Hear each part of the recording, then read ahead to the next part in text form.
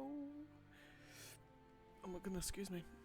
Righty-ho, we are... I feel like I'm missing something. I don't know what I'm missing. I'm missing something. I've got my thing, I've got my controllers plugged in, game's playing, lovely. I've changed over my...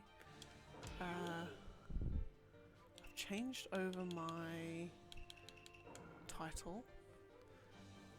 Ads are having an absolute field day. I'm just going to restart that on my iPad. Ads are going to be starting very, very shortly.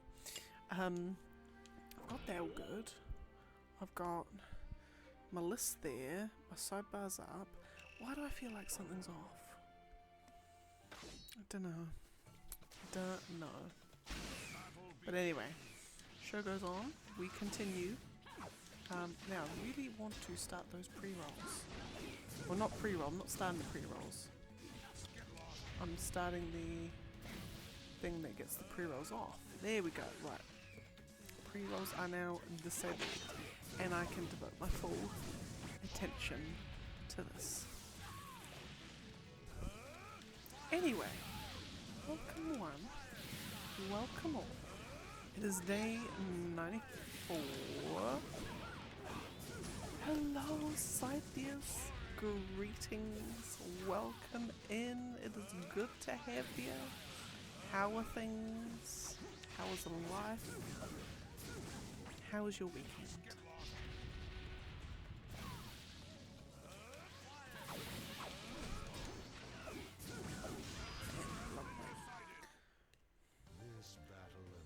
And I'm gonna see if this flavor combination works. I've got salted caramel, and then some ice cream, and then summer fruits yogurt together. I don't know how the flavor combination's gonna go. Alright, that one was just way more yogurt. Oh, ice cream, it was yogurt.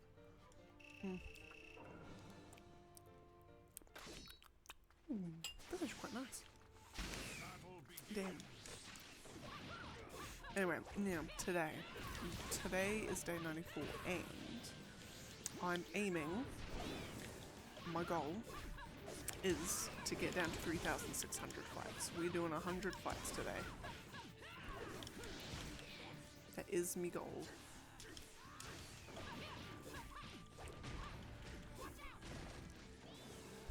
I will decide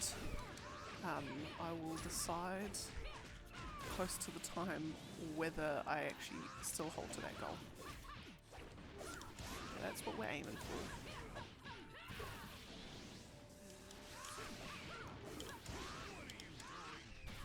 Ow.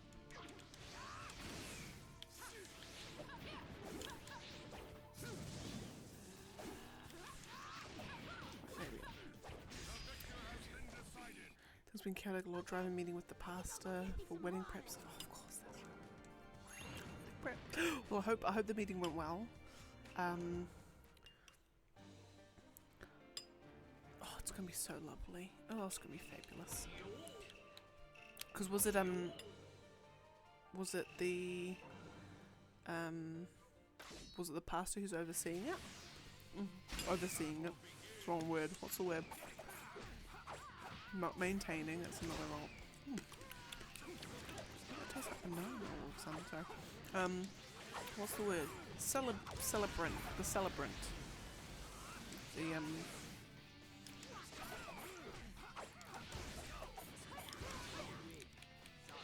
But no, I am doing okay. It's been a very lazy day, I must say.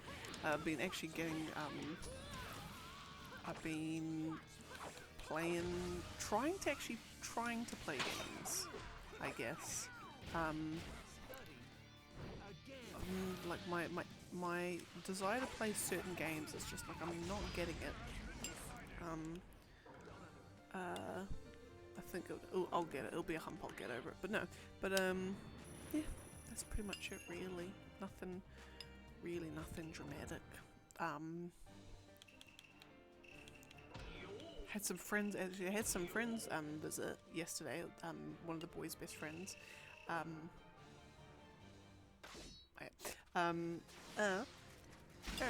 Well, him and his girlfriend, well, fiance, they came over by surprise yesterday, yesterday evening. I found out that she's 7 months pregnant. Oh my goodness. The boy hid that one really well. He found out back in February and was told not to tell anyone. And yeah, so that was nice. It'll be exciting when when their girl is born. And that's about it really. Just trying to keep warm, I guess.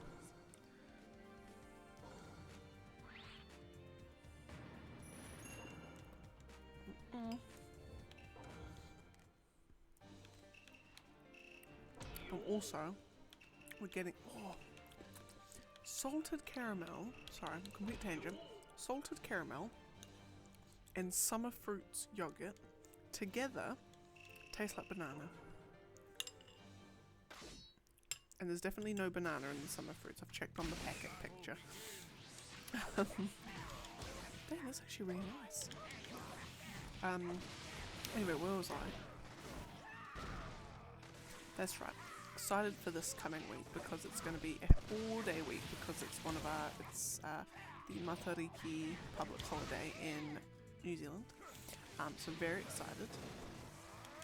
Also probably going to be doing a whole bunch of cleaning at the weekend, and I'm going to force the boy to force his brother to clean because he's a right old princess and he uses the bathroom way more than me and the boy combined. So I might say he can clean up his stuff in the bathroom. It's the least he can do.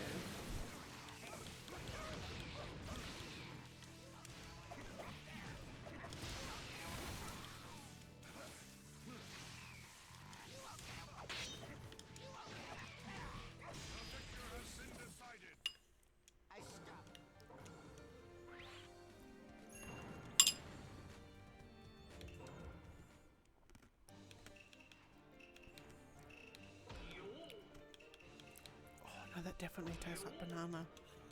Wow. Wow. I've just discovered a flavour combination. Oh my god, I need to tell the boy.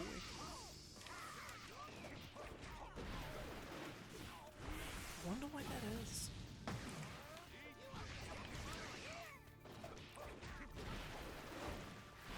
It doesn't just taste like just like banana. It tastes like banoffee pie banana, and it's not because it's like salted caramel and banoffee pie is called caramel, but it's like it tastes like banoffee pie banana specifically.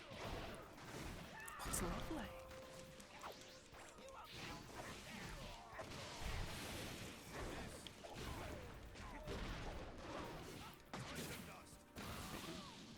Random Naruto fun fact. Am I interested? Of course I'm interested. Go for it. Any fun fact, well, any fact is fun.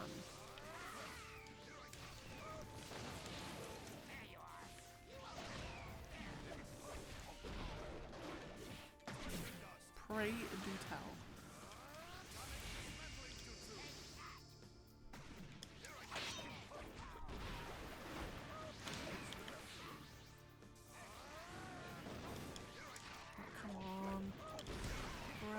There we go. That took way longer than I thought. I don't want this. Right, where are we? Second Tsuchikage again. And this time it's Han.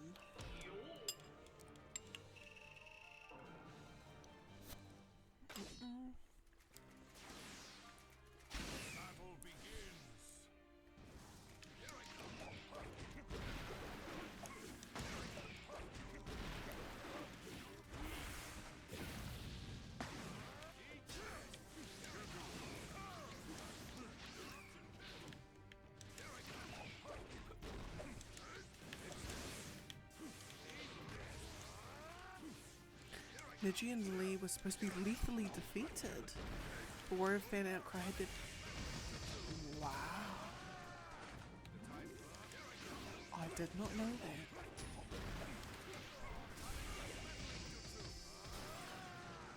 Wow. And that's probably then why sand people come in to do like a Deus Ex Machina on those particular fights. Wow. Thank you, Cyclist, for that fun fact. Oh my god. And now that I think about it, that'd actually make sense. Like, not in like the... Actually, no, I say that it makes sense. It's... Because if you think about it, Neji's arc was done. Like, beyond the tuning exams, Neji actually had extremely very little to do, and even very little to do character-wise. So it would completely and utterly make sense. And it would also be, like, bittersweet as well. It would also be bittersweet, like, because I think one of the things, the plot points, I guess, that was brought up before that fight as well is the fact that the fact that like the Byakugan has a blind spot. So it'd been bittersweet that Kidomaru exploits that, and that's Neji's downfall.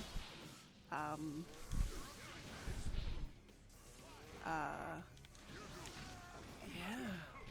And even if you think about Lee. Yeah. Oh my god.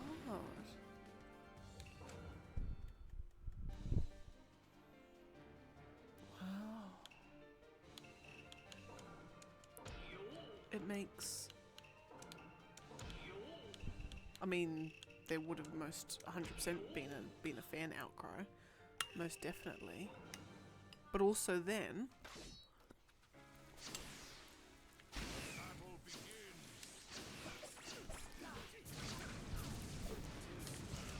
it would actually make that arc hit way harder as well. The fact that 2 people die on the mission, and Naruto doesn't even retrieve him in the end. Like, so then imagine the blow, like that could then have been such an interesting plot point. Imagine Naruto's like, I need to go and get Sasuke. All these people are like, okay, we're gonna come with, because we're all buddies. 2 of them die. Naruto doesn't even get Sasuke. Imagine the story and character stuff you would do with that. Like, the guilt that they would have possibly felt. Well, not possibly. The guilt that they would have felt. You know. Oh, you could have done so much with that. Wow.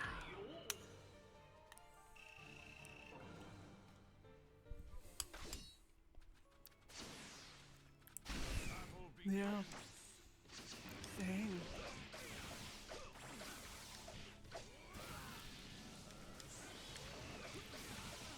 Wow. We need like a what if. There needs to be like a fan-made what if video that just shows like, what the rest of Naruto would have been like.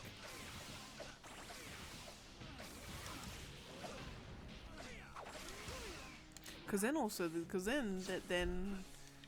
if they did, then that's technically Guy and Tenten are the only, Tenten and Guy would have been the only ones in the, in Team Guy. They're not Team 8s. No, they're just Team Guy, because they're technically a year older. Wow.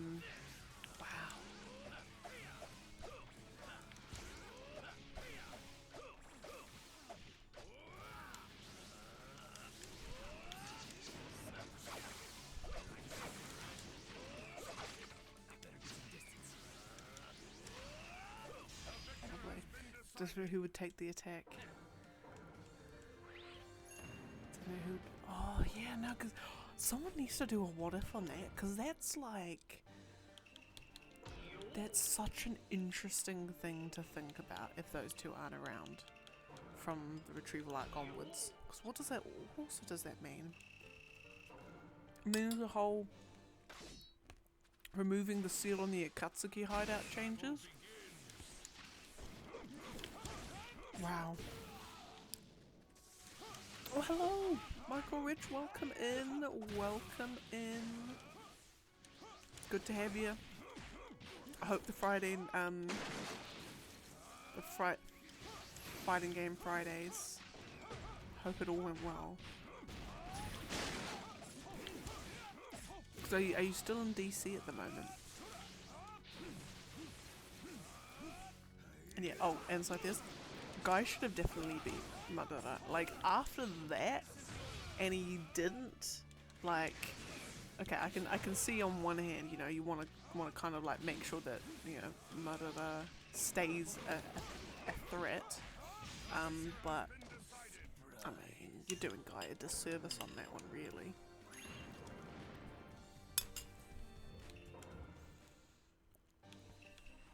We got back home, took a long nap. Fair. I can imagine. All the excitement would have, like, you wouldn't even notice it at the time. And you get to the end, you're like, oh my god, I'm so drained. But no, I'm glad it went well.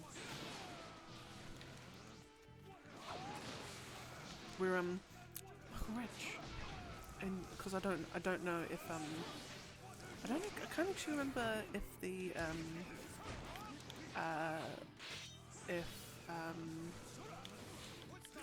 Scythius has just revealed an amazing, incredible Naruto fun fact, and that Lee and Neji were originally meant to die in the Sasuke retrieval arc.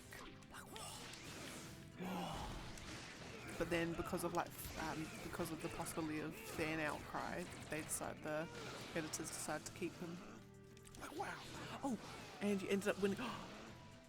Nice, nice. That is what we like to hear. Which character were you playing?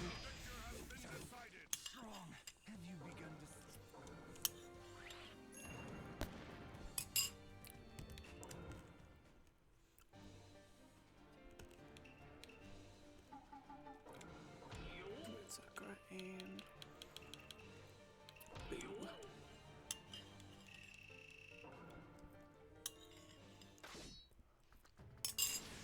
Send the break. Do please.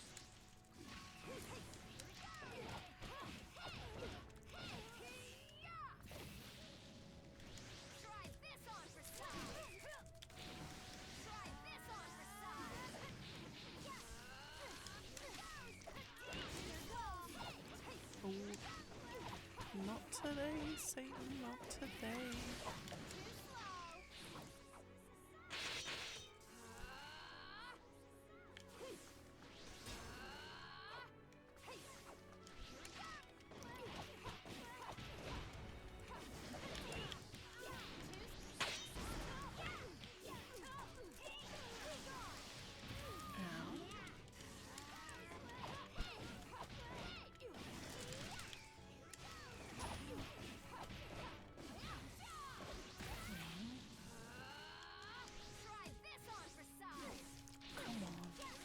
Sakura, you're absolutely useless.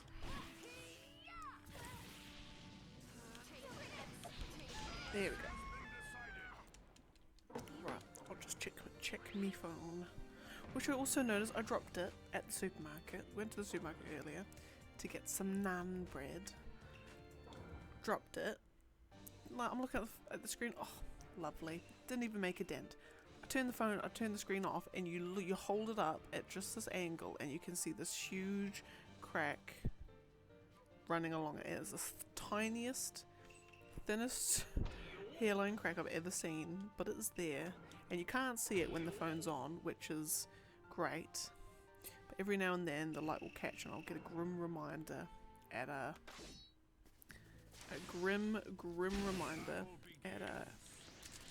my folly. But at least the naan bread was really, really nice. So that's a win.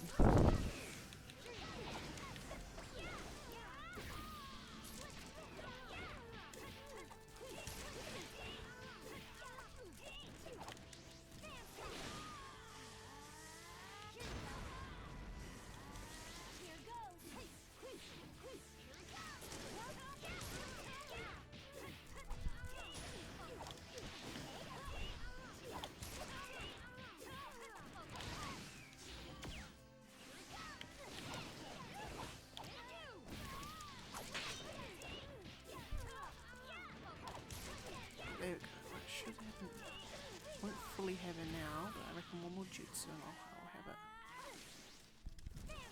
There we go. Gorgeous. Alright, bracket, here we go. Okay, okay. So... oh dang. So Sasuke and Naruto. Itachi versus Shino. Bold choice to pick Shino. I'll say that much. Bold choice. Really?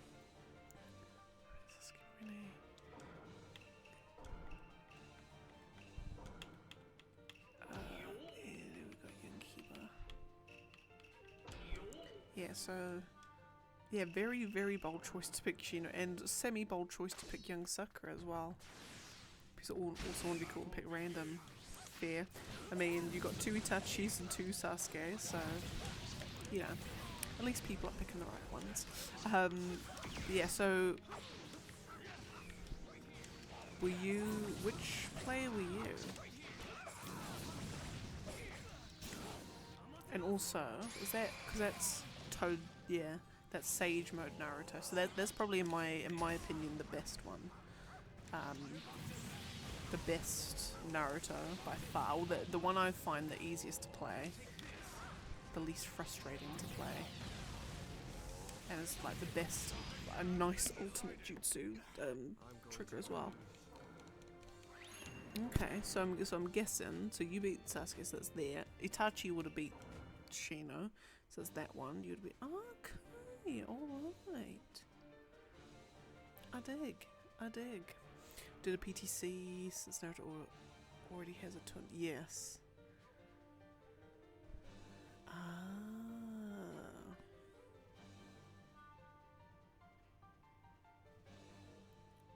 Nice. I love. Second one was it? Oh dear. What happened? Spill the goss. How did it all go south, my dude?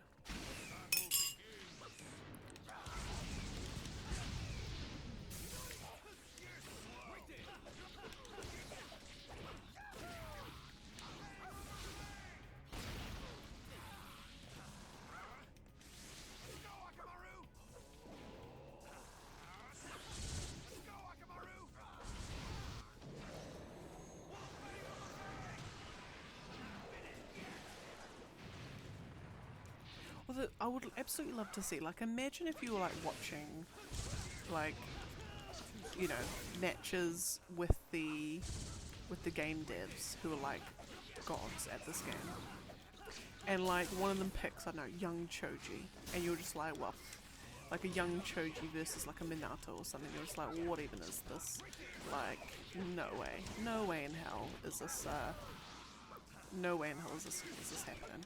And then they just utterly wreck, like completely and utterly destroy Minato. It's like young Choji, they're pulling out all these strats and all these techniques and like ways of playing him that you're just like how? Only the developers of this game would know that.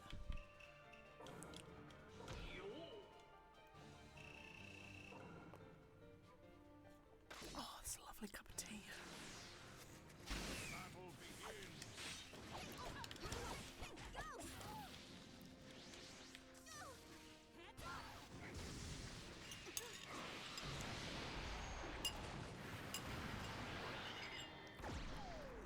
And when we got the cock and did a random pick, got Danzo. And my misery friends decided to fill the bracket with a certain character I'm not the biggest fan of. Oh no. I mean, Danzo's playable, I'll say that much.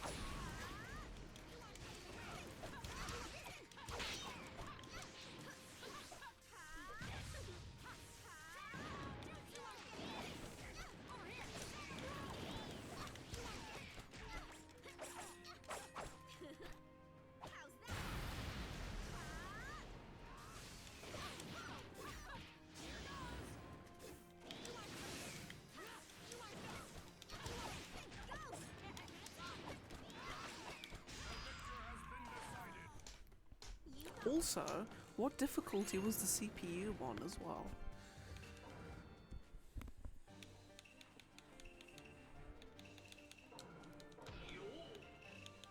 No, wrong one. Wrong one.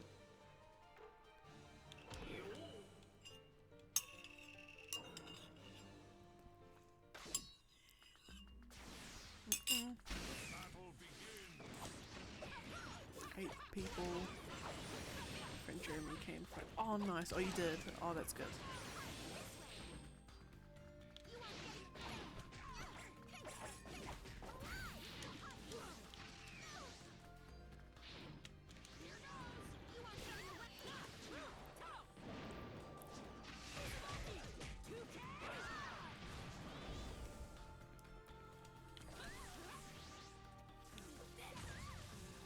So who so on that second tournament, who ended up winning and what character were they?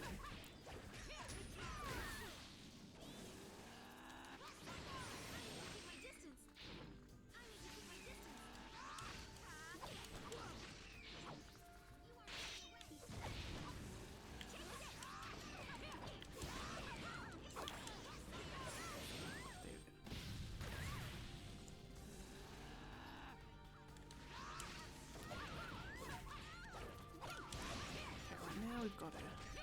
There we go. Fred Aubrey, pick the same character. Reanimated Itachi. There.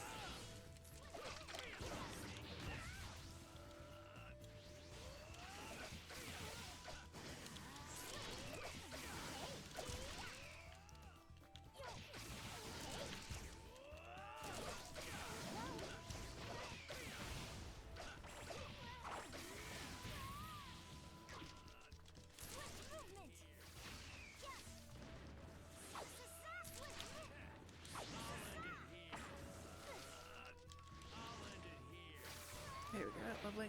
Don't know how many different versions. Team 8 and then tournament in 6. Oh wow. Dang. I mean, that's actually a way to do it. Like, have everyone pick like the pick a version of Sasuke or like a version of Naruto.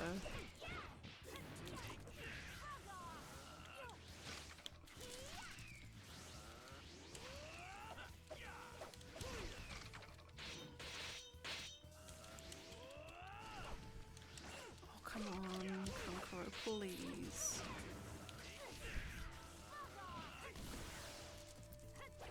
Of course, yeah, because beyond like the actual like the square that you pick, there's also like all the different variations of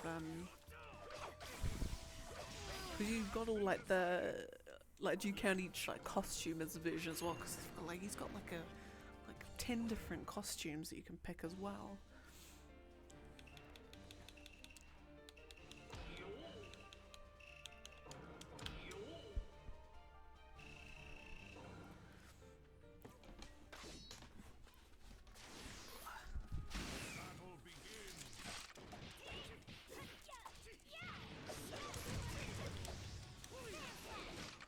Look, the true and utter respect would come if someone picked like a Kankuro, or a Chio, or a Sasori, or even like a Tenten, and they won. That would be, I would bow down in utter respect, because I would be in the presence of divinity, because, my god.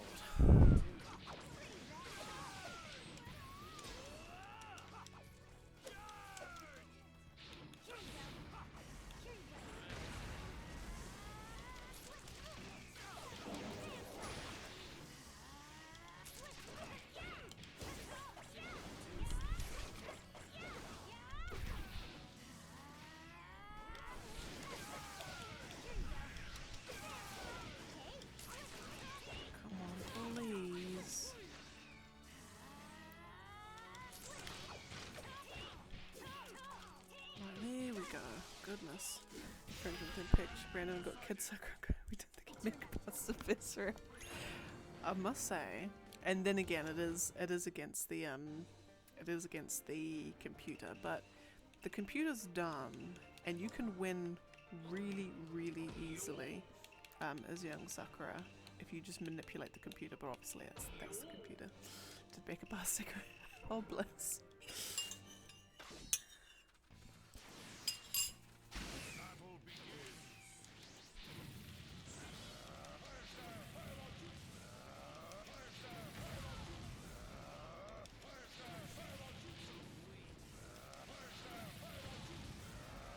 I'm just going to try and choose this one to recoup some time.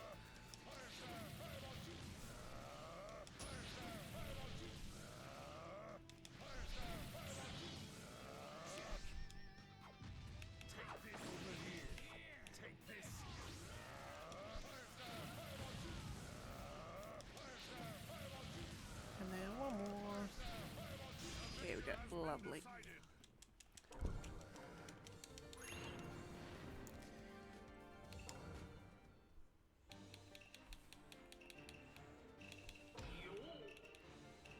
Yeah, because it's interesting, like, I'm sure the devs are try to make this game as balanced as possible.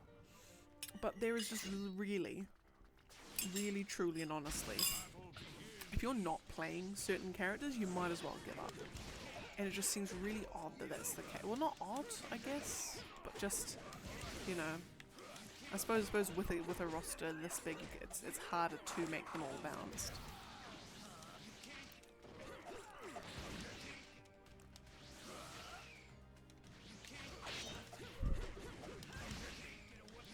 One of the same controls you might have each other's controller.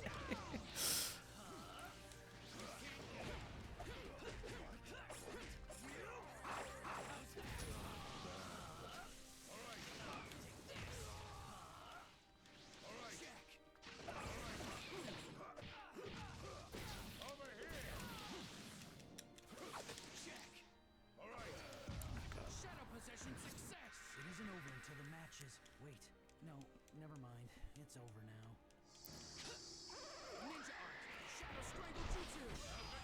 I just realised I'm drinking my cup of water before I even finish my cup of tea. Can't have that. Right, Yankiba and Yankiba.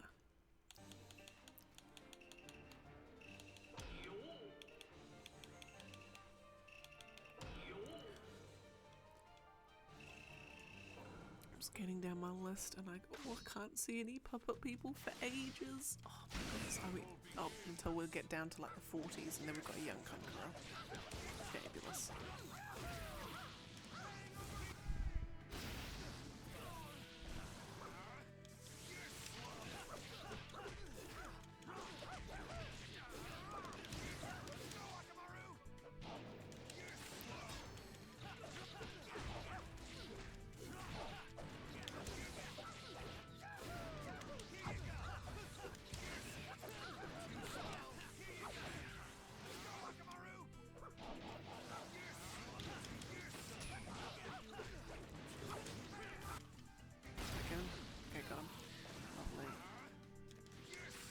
Saskatoon, we played Mario Kart and a bit of Among Us, we started Walkgrounds. Dang, that sounds like an incredible weekend, or like half a weekend. Wow. That actually does. I'm kind of jealous, but in a good way. But no, I'm glad that it was such a good time.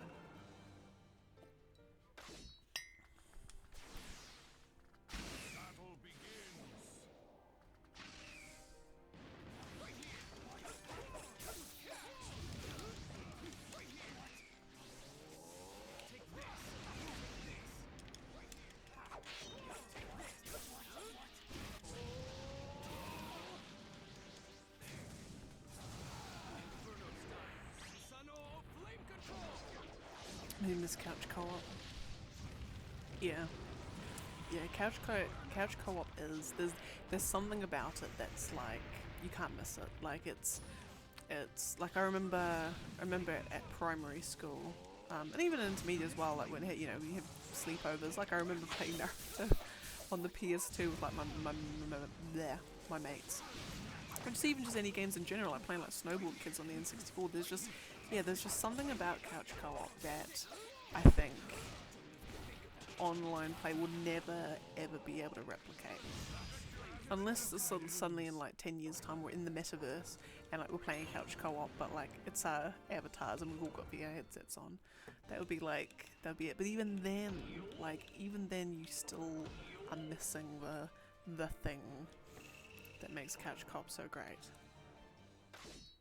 It was funny. It was cute as well. It was funny because a couple of weeks ago, actually no, yeah, the week that FF16 came out, because we had a games night at work.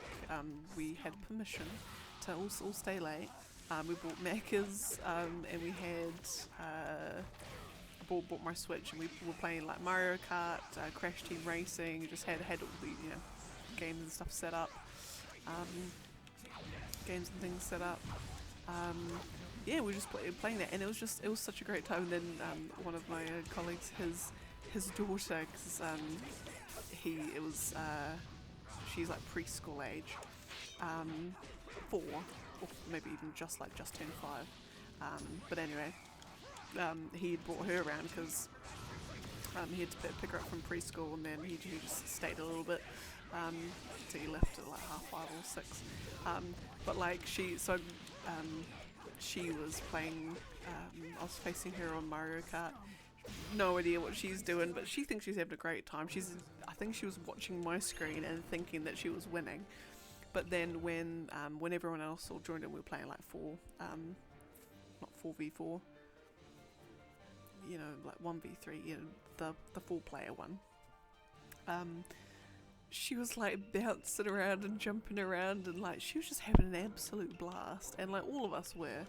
And it's just like, yeah, you can't replicate that. As much as technology might try, you just can't.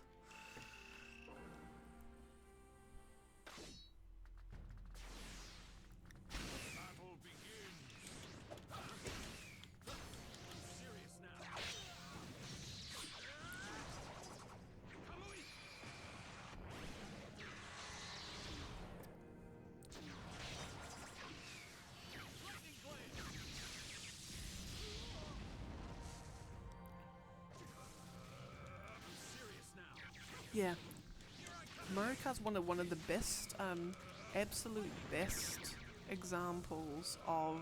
I'm not gonna say rubber banding because it's not rubber banding, but like, yeah, it's so well balanced that you can very easily go from last to first. You know, quite easily, and yeah, you don't ever feel punished as such. Like in first place, you actually feel more punished being in first place. Yeah, no, it's just Mario Kart's just such a great game. It's like just one of those like mainstays. Like no one dislikes Mario Kart, and if you do, then you're just being salty. You're just being salty for no reason.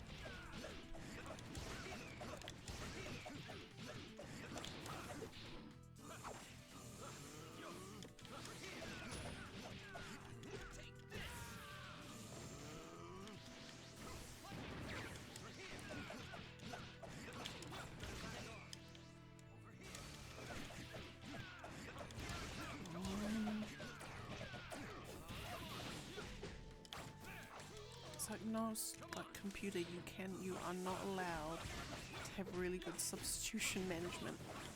No, stop! Oh my god, Neji, hurry up. Come on, Niji. There we go. Gracious.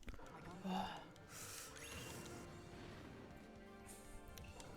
So one thing though, and I keep lamenting the fact that, excuse me, the old PS2 games weren't online, but then I'm glad that they're not, because you could infinitely use substitution jutsu as long as you had chakra.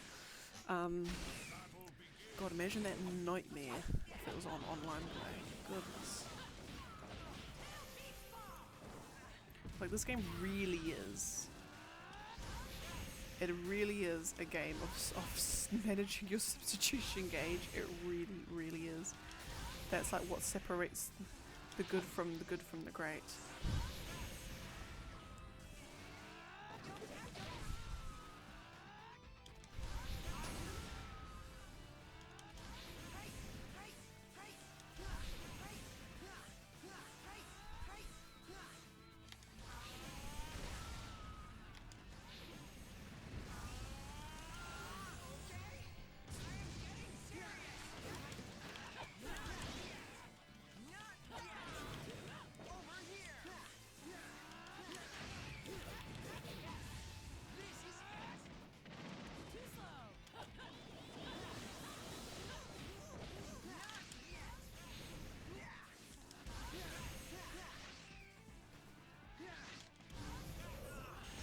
There we go. Lovely.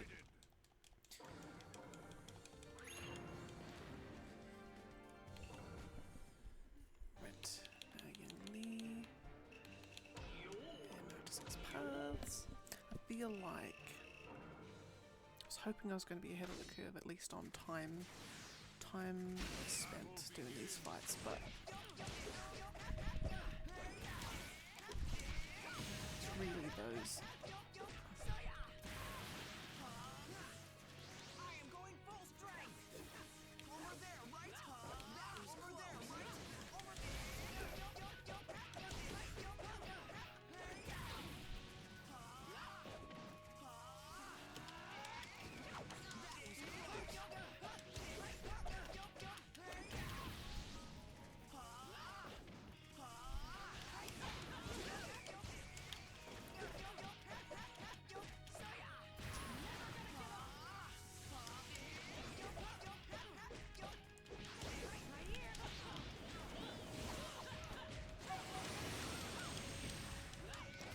Right, I've also noticed something.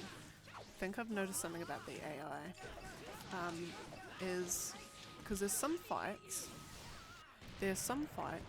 where the computer's just like doing nothing. Just, like, knock off 1.5 health bars. And then as soon as you've got no substitutions, it just goes full ham. Like, utterly relentless. And then does not let up for the whole rest of the fight.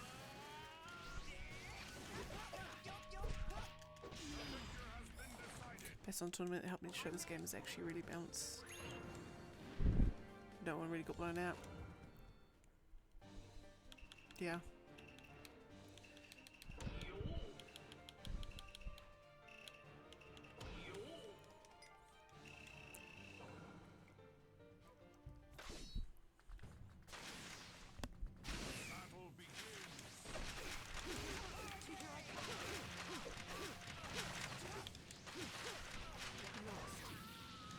And it's also because every single character has a intended method of dealing damage, and if you know what that method is, then you're pretty solid.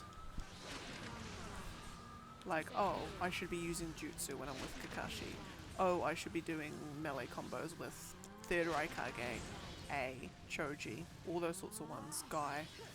You know, characters like Sasuke. It doesn't actually matter which one I'm using because he's balanced across all of them. You know, it's all those sorts of things. As soon as you figure it out, you're like, right, I'm good.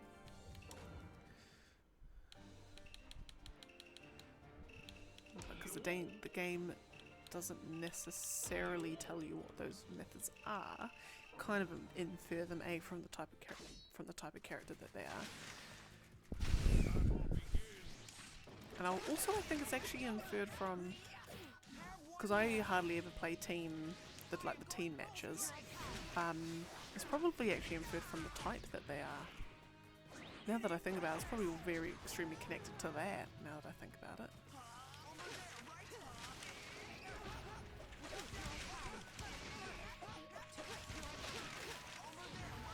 I should probably actually check that. I should actually check that. Sort of, so with each character, what do I think their best method of dealing damage is, and does that match up with what their type is in the team matches? Because I'm probably actually discovering something, thinking I've discovered something, when actually it's just been completely explained right from the get-go. She can lay traps that get you. That is, and that's exactly it. Like whenever I play, whenever I have to play young Sakura, you just bait the AI into doing chakra dashes, and then boom. Like, that's how you definitely win those fights.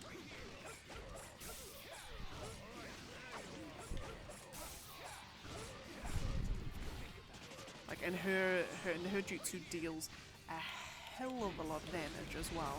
Like, it deals way more damage than it should. Like hers and Iruka's as well. Iruka's is the same thing.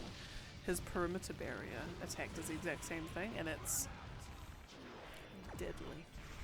Nasty.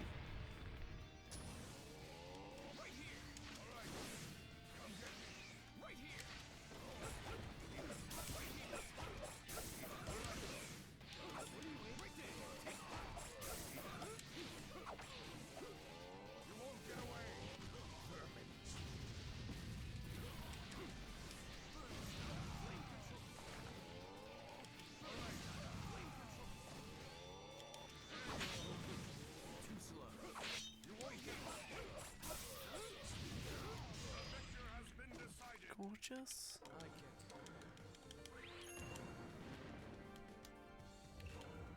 And Tubby White. No, don't want Great Flame Fire. I want that one.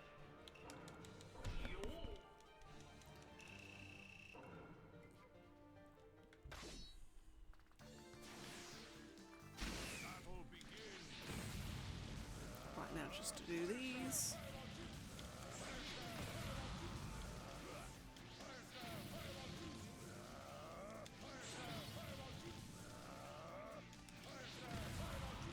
Because also, with some characters, their chakra dashes are like insanely fast, and they do it in a straight line, which leaves them open to, which leaves them pretty open. Some characters, like Sasuke, dodge in like a semi-zigzag. Some characters like Jugo dash in a really, really, really wide zigzag, so he can dodge stuff like that. But he also doesn't have the range that some of them do. And where was I going with that? I was going somewhere with that.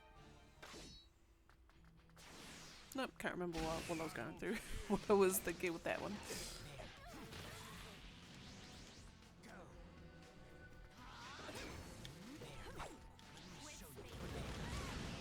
Karine, though, is someone who is extremely deadly. Like, the game wants you get her perfume spray and then just go ham, because one blast of perfume spray and then an ultimate shaves off like 1.5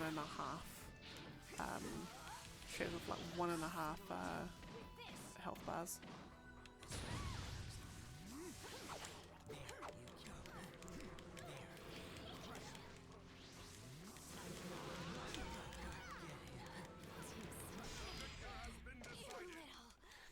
Jutsu's reanimated Itachi's Totsuka blade, the reach you get.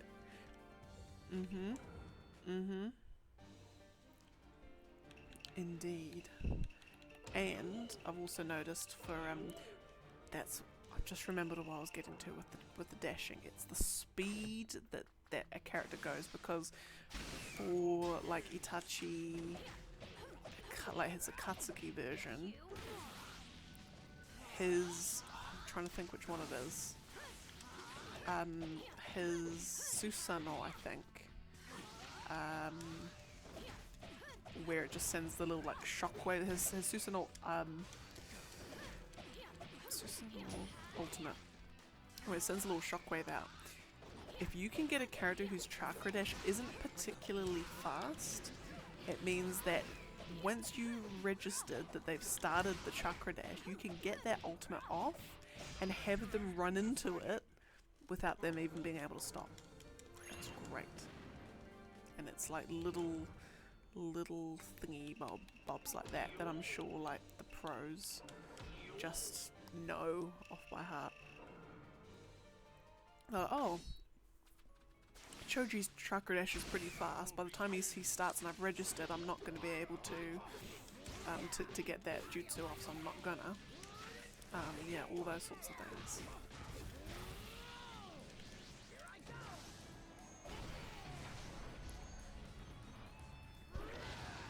And even like the speed at which a character gets up off the ground too.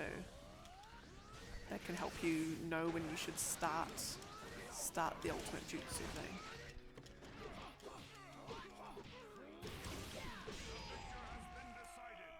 Friend Jeremy tried that with a live touchy Sally who's going against Shino. You gain more respect.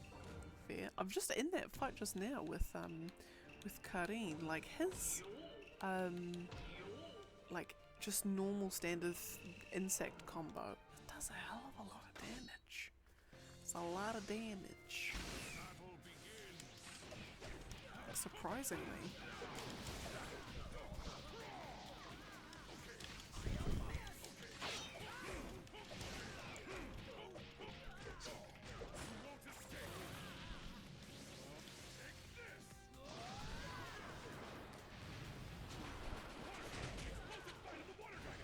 Yeah, no, because it's like, it's characters, it's the ones where it's like the very, very short range ultimates are absolutely useless against a ranged character. Like, completely and utterly useless.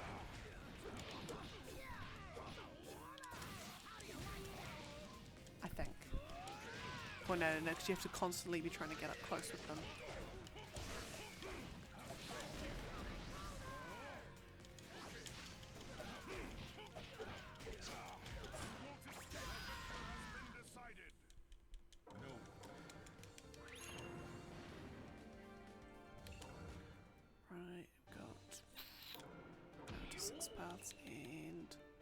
Choji again. It is indeed. I've got Naruto that doesn't automatically shuffle. Oh. Oh, fair.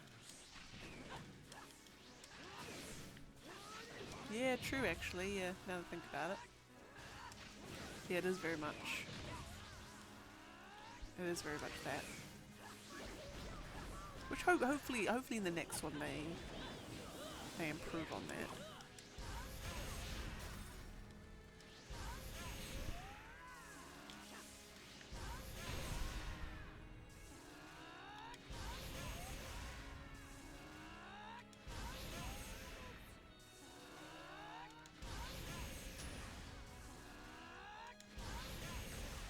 Which I'm actually now thinking, what console do I get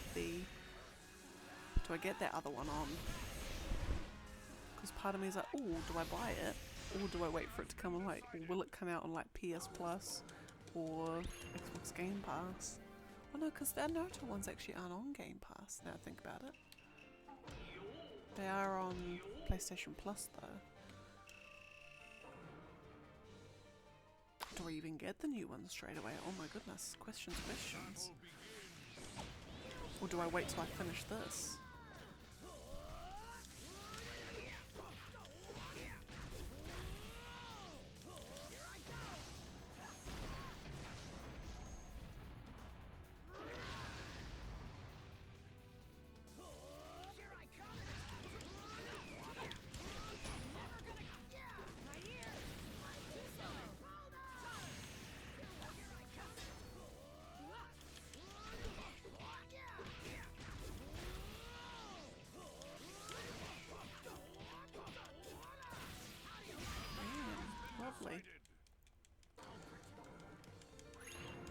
Yeah, I'm actually really curious how the new Storm Connections one will it do anything with those sorts of like online features?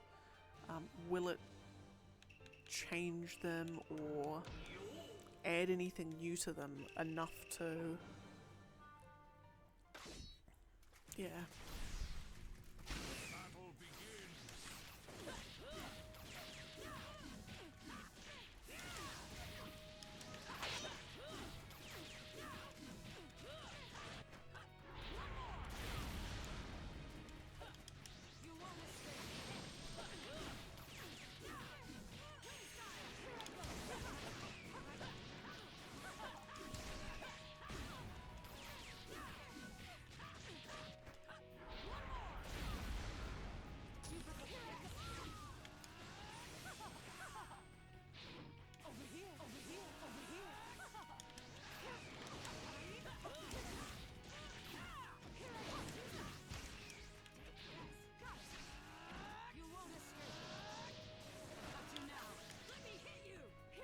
Oh god. I would say I'm terrible. It wasn't a blowout, but for the grade, it was pretty much the same. Cool. I mean, Danzo's one of those characters that, like, it's fine if you're terrible at him, because who wants to be good at Danzo of all characters, of all the characters on the roster? Like, Danzo's one of the ones that, whether you're good or bad, who really cares?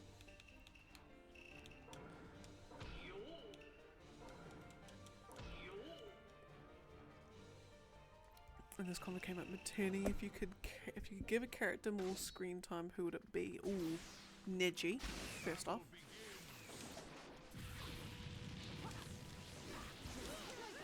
And I was gonna say Sasuke, but like, no, I'm like, he gets screen time, but like, they're not the kind of screen time I want. Like, I want more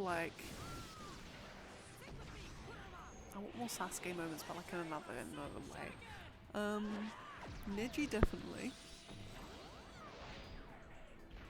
Itachi. I want way more Itachi screen time.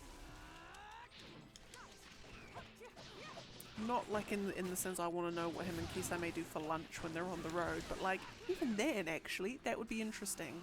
When they're on the road and they just stop off at like a roadside inn. What's that even like? Or is there like a Katsuki safe houses?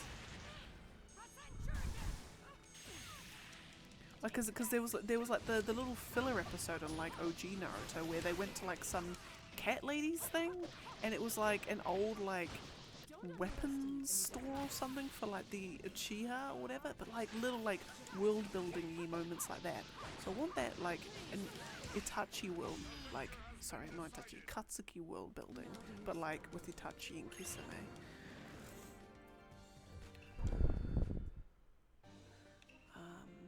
Who's just playing as May? Right, now we're on the next set. Kushina and Tobirama again. Goodness. It's a lot of the same characters in this one. I think it also said, yeah, like I want like Sasuke by himself moments. Like, as much as he gets like a lot of the stuff, like a lot of the screen time, especially sort of in like the mid to latter parts of Shippuden, he's with like Karin and Jugo and Suigetsu. I'm like, I like Sasuke moments when he's on his own being a badass. Like, I like that. He's not a particularly like, as much as I dearly wholeheartedly love Sasuke, he's not an interesting like leader type. He's an extremely interesting lone wolf type. I'm just gonna throw in Minato. So many Minato's back there. We did fair. That's a fair assessment. Yeah, true. Actually, yeah. It'll be cool to see more of him and Kushina's, sort of blossoming romance.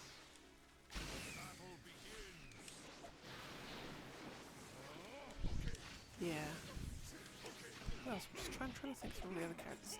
Kimimaro. Oh, I keep flip-flopping back on whether Kimimaro is actually an interesting character or not. He was my crush at high school.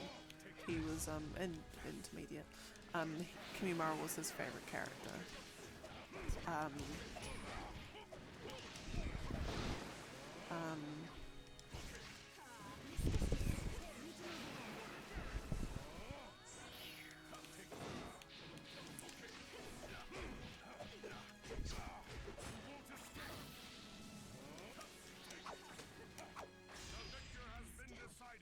Just trying to think who else. I would actually like to see more murderer, and I'd actually like murderers, I think. Maybe just to see, like, for all that he's all hyped up, like, you know, he's the big bad, we actually see very little of him, actually. Like, actually, very little of him. Like the more. Although we read on Orochimaru in the first Hokage. Oh, fair. Actually, Orochimaru's a really, really good one. Yeah. I want to see the softer, sensitive side of Orochimaru. I want him to be misunderstood. No, not really. But yeah, actually, that's actually a really good one. Sakura and Nejindra. Okay, I'm going to have to wholeheartedly disagree with one of those three. Or maybe actually, now I think about it, more screen time might have actually done her some justice. Might have actually made her seem useful, maybe. Or get to maybe come to understand why she's useless a little bit more.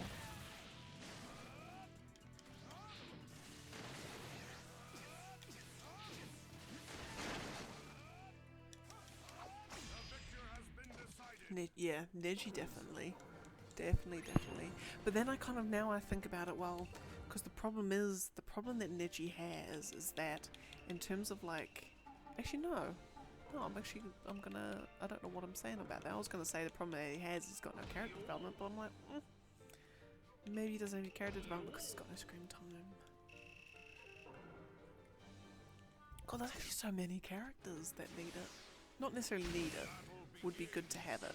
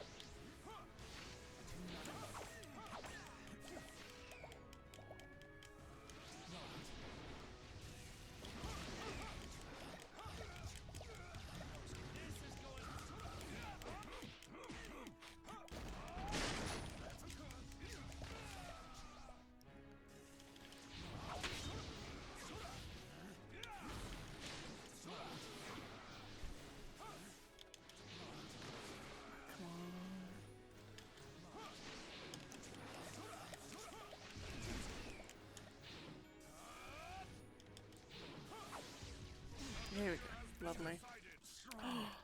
Oh, welcome in. The fighting bee does go in the good. It be doing great. It is actually, oh my goodness, it's actually time for me to run more ads. And it's for me time to update the fight counter up the top, which I'm going to do first. Because we have 50, is that 55? Wow. 3,655. Oh, look at that beauty. Look at it. Lovely. Right, now, I'm just going to run a super quick 3-min ad. It's going to be so fast, it's only going to take 3 minutes. And for the rest of you, I will be right here.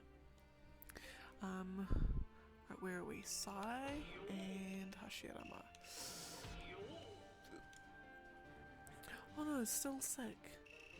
I hope that trails into reverie is helping A, cheer you up, which I know it will be, but also is the amazingness cures you of your ailments.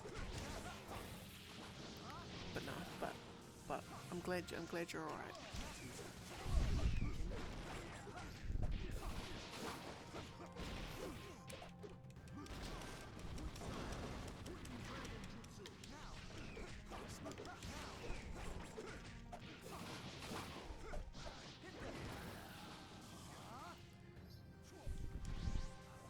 Plays this stream down.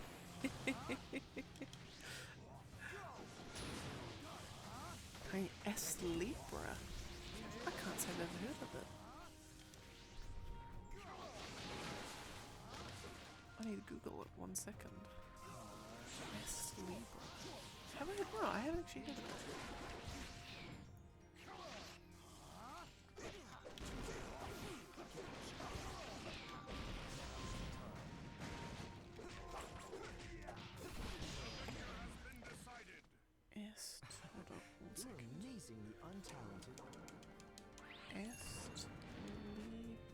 S Libra revision? Is that the one? Oh dang, 10 out of 10.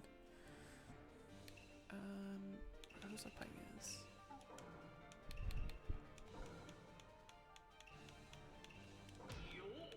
So what do we got? It's Confront Time and Fate in the 2D action RPG S Libra revision.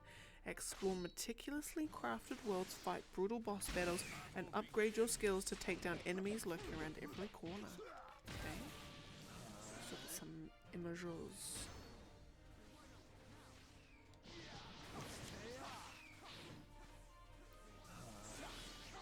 Oh, hang on. I think I've seen that like the main picture of it. I remember actually having seen that.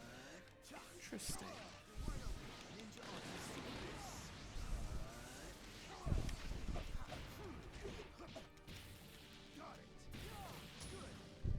How fun to play is this?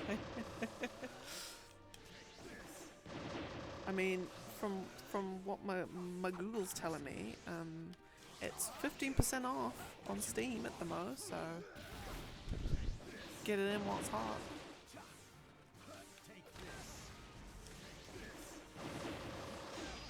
Lovely.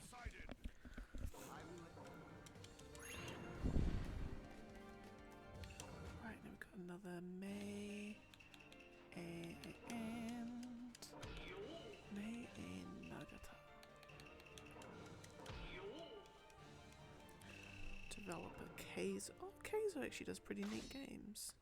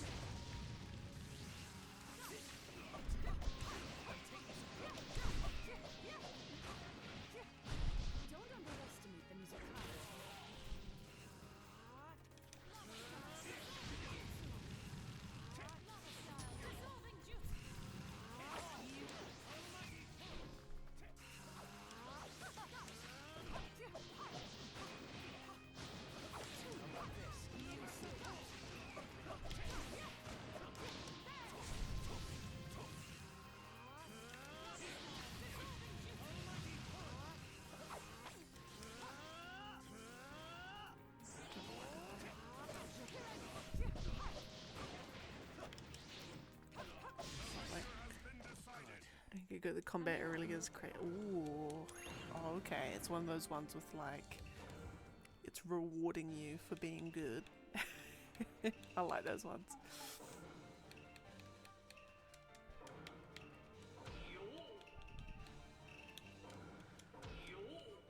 Oh, they got a package deal with that and Chained Echoes. Oh, I hear so much good stuff about Chained Echoes. I've just never actually gone and got bought it.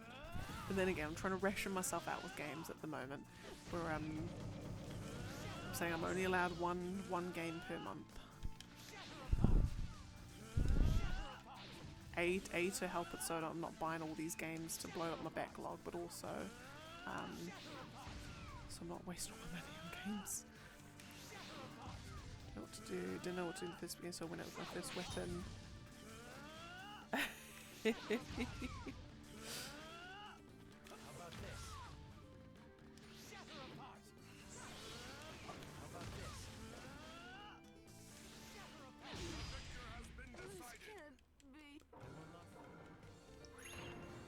Pickle's big enough to give it. Yeah. Mine is it's not horrendous, let's just say mine's not completely and utterly horrendous. I'm kind of like trying to give myself targets of games to finish each month. So like this month I have to finish FF16, have to finish E7, and there was another one I have to finish. Diablo 4 was it? But then that's contingent on how much Xbox the boys playing.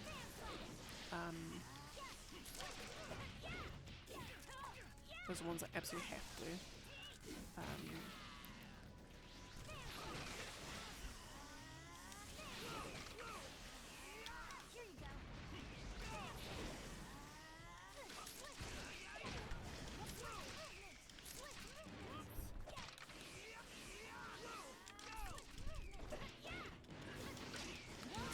God, brother.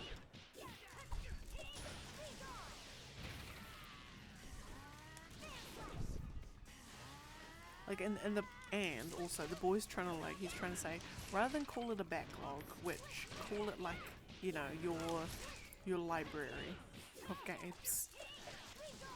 And I'm like he's saying like change the language around it. Don't call it a backlog, call it like something else. And I'm like, oh no, I can't. I'm gonna call it a backlog. Because I'm just my problem is that I just can't start a game and leave it unfinished. Like, I just can't do it. Like, even if it takes me a while, I can't leave it unfinished. And I'm very much a series person as well. Like, if I played, you know, if I played Suikoden 1, then I'm playing all of them. Well, actually, for me, it was start with Suikoden 4, and then did 5, and then 1, 2, and 3. So, you know, like all these little things which aren't helping the cause. Places to stay in my steam room once bought Brutal Legend and Alex started British movies. Goodness gracious, master flip flop. Yeah, I've got about I think 11 on the go. So I've got a range of games that I've got in progress. So like if I'm not feeling like let's say there's like a particular genre or particular thing, I'm like, oh, I'm just not feeling this today. Like, you know, I'm just down for just a simple like racing game or something. Then I'll generally should be able to have one of them, something like that in my backlog, so I can at least go to a different genre.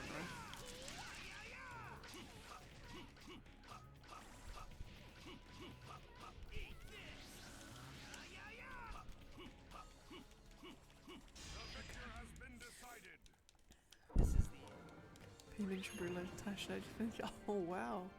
Oh, that's right, yeah, the documentary that Double Fine put out.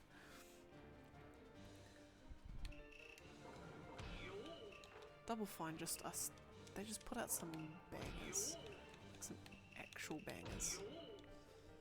Like their level design and game design is so intelligent. It's so smart.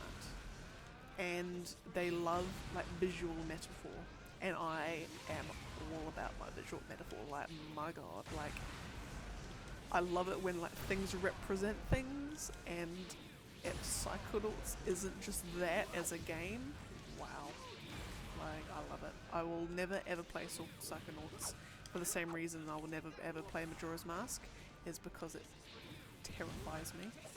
Like the designs, like the style, like of the designs of things, like creep me out to the point I won't play it. But I am in awe of its design.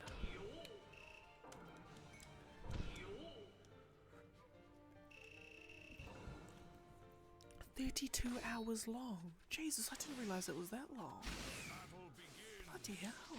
I thought it was like 10 hours or something. Goodness.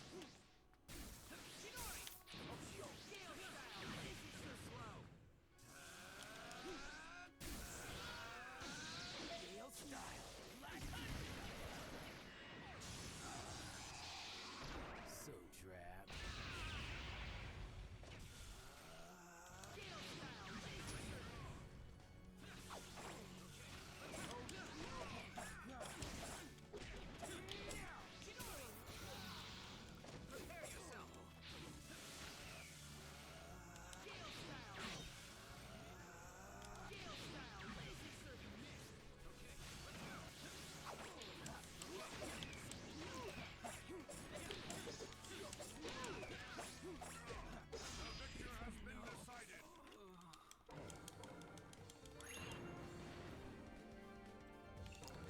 Right, Neji. And... no, I want air palm. Neji and young Choji. At that point it's not documentary, it's added lore. True, but it's like, they would most definitely have enough material for 32 hours.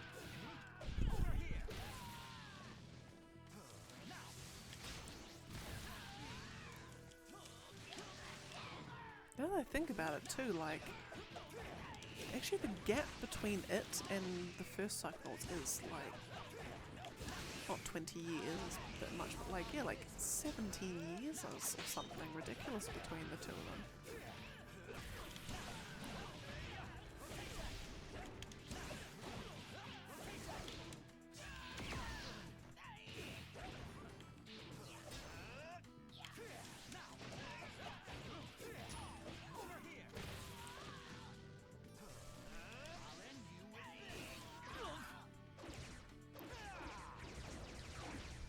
Trigram 64 bombs.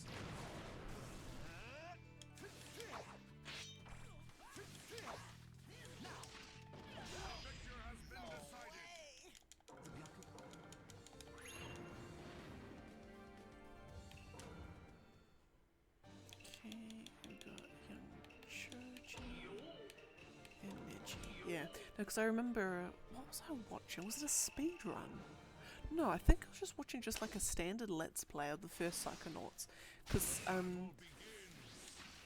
I'd always been fascinated by it, but whenever I'd seen like things like Linda, the, God, I say I know all this stuff. Linda the blobfish, lungfish, that's what it is.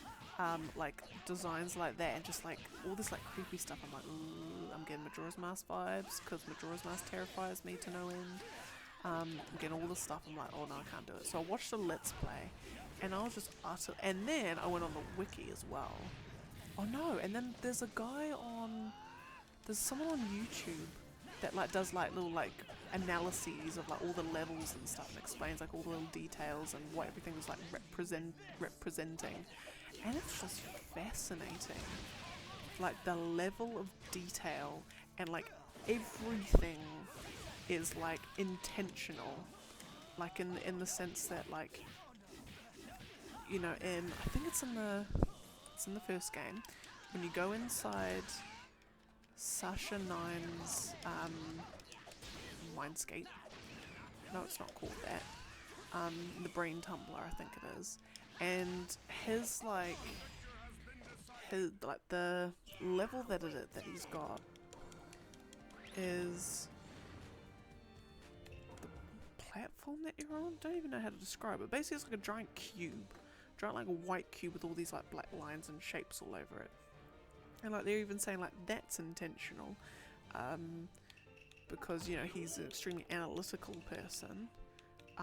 So that like the shapes inside his mind will be very angular shapes, straight edges, cubes, rectangles, lines, like very, you know, things that aren't no curvature. You know, because curvature is very, I'm not saying curves are artistic, but, you know, when you think of someone who's analytical, you don't think of wiggly lines, you think of straight lines and black and white, and like all of it, like it's just all of, like, even things down to like the type of platforms you're walking on. It's just fabulous.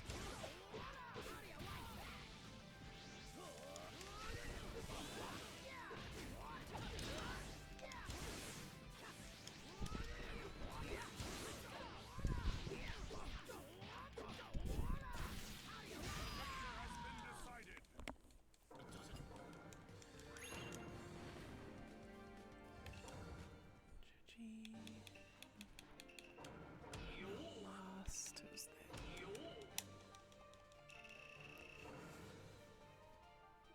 Excuse me.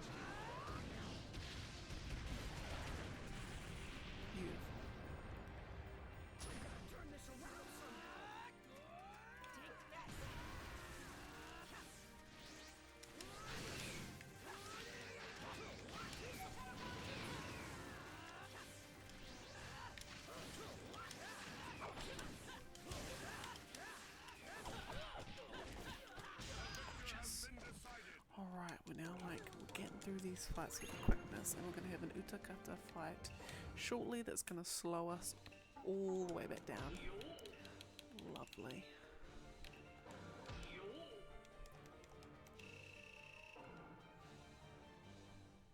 But that's fine and dandy.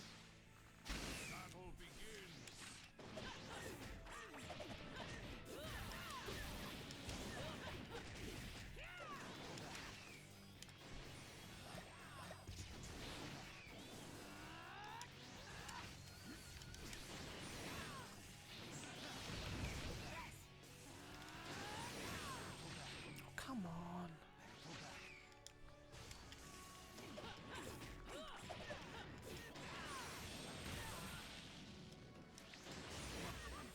Yeah, thank you. There we go. Beautiful. We're talking about gaps between games, still waiting for a new Infamous game. I hope. That's right, because when did... Now I'm going to be showing my lack of knowledge. Was the most recent Infamous, was it Infamous Second Son or was it Infamous, is it First Light? I know she's got a lady on the cover and there's purple. I think that's all I know.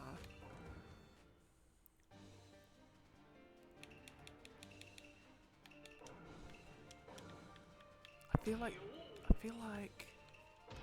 it is First Light is the most recent, or is that a spin-off? Excuse me. Oh, it was Second Son. Okay.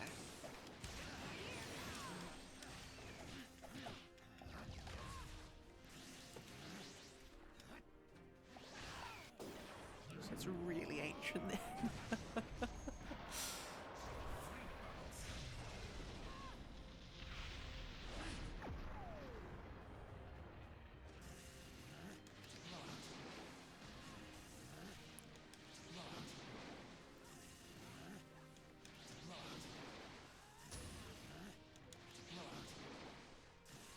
Yeah, because that's actually a series of games I haven't actually played. But then again, in the height of Infamous, it didn't actually.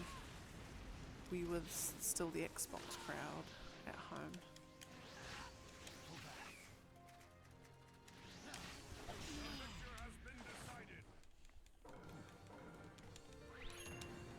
Right, I've got Lee and Sheila.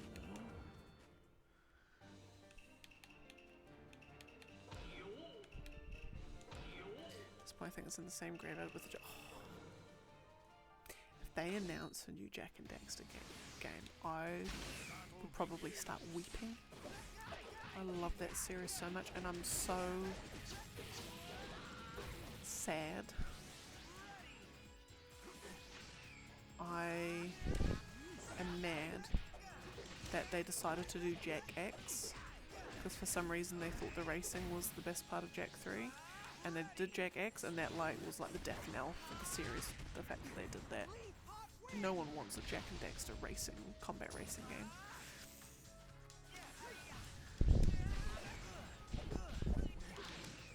God, and a Jack and Daxter game that is, because Jack 2 was my first one. I never actually played the precursor Legacy until like 2 years ago, I think. But like they did a Jack and Daxter game with like the perfect blend between the platforming and the gun stuff. Then that would be great. Oh, that's right, no, because I had the Jack the Lost Frontier on the PSP, but I played that on the PS2 port, and that was a strange game. That was just a really, really weird game. That and Ratchet and Clank Size Matters. I remember I played, those two got ported to the PS2, and I remember playing those games, and there was something about like Size Matters was also like I found really creepy and weird for some reason. And I actually found the same thing with The Lost Frontier as well. Don't actually know why. But then I remember playing them and I'm like, something feels weird. Like something's not quite right about this. Not in the sense that they're bad games as such, but just something just felt like odd.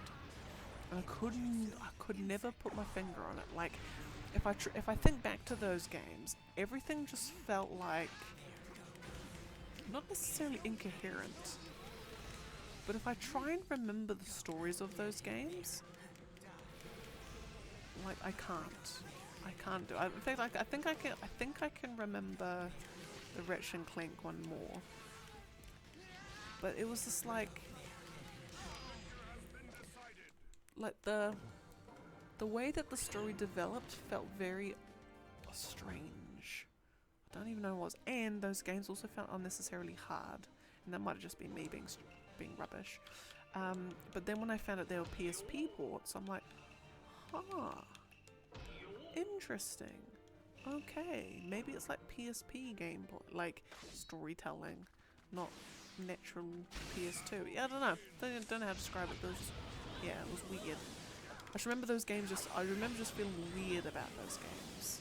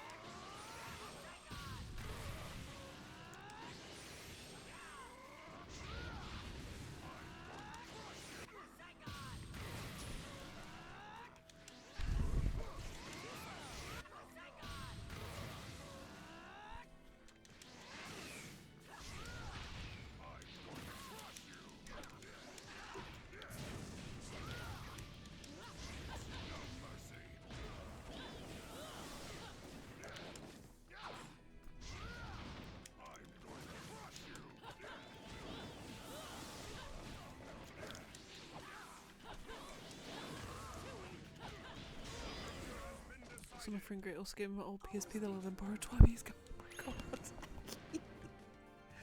Oh my goodness.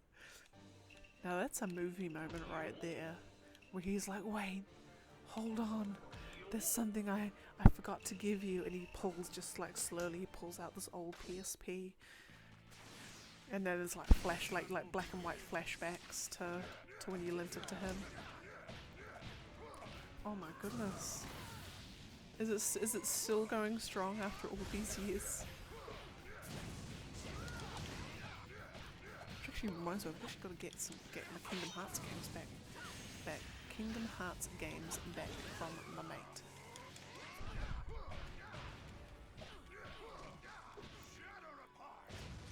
I love some Fantasy Star. Never played Fantasy Star games, so I'm glad I got some use out of it. I actually never played a Fantasy Star game either. Oh, but that's good that he got use out of it. Yeah, well, it wasn't just like what the. It's like Game 10, there's no memory card.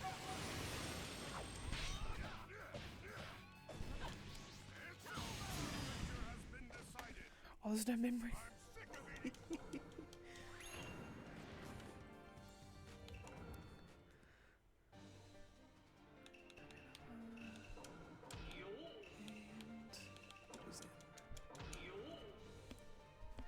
Now, forgive me my, again, lack of knowledge, because I never actually had a PSP.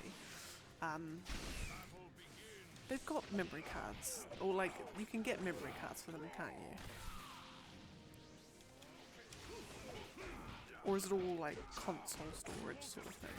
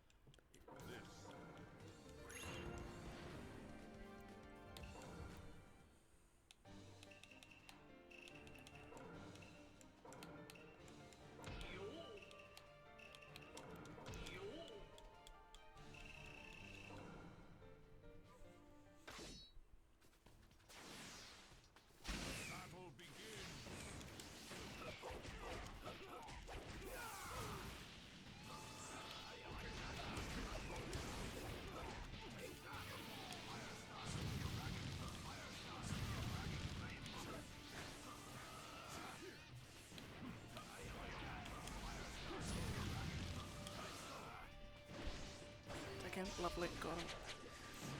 So use memory cards if I was going to get a memory card, I was going to get it from the piece. Yeah. Props to the beer. Sorry, but I want to win this time.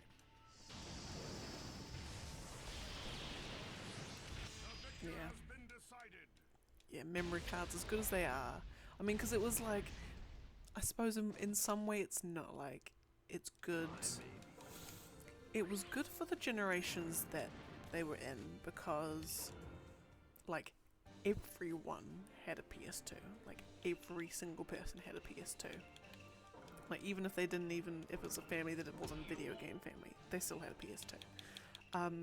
So you can just bring your memory card around to your mate's house, boom, chuck it in, bring your games, boom, I've still got my save file, lovely, let's go. Like, you know, there was that as well, but now in a generation where you don't necessarily go around to your mate's house to chuck in the game, you don't need them as such. Like, I'll just play online, don't even need to go around to my mate's house, which then again brings, you know, like, it's a shame that that's no longer a thing. That socialness.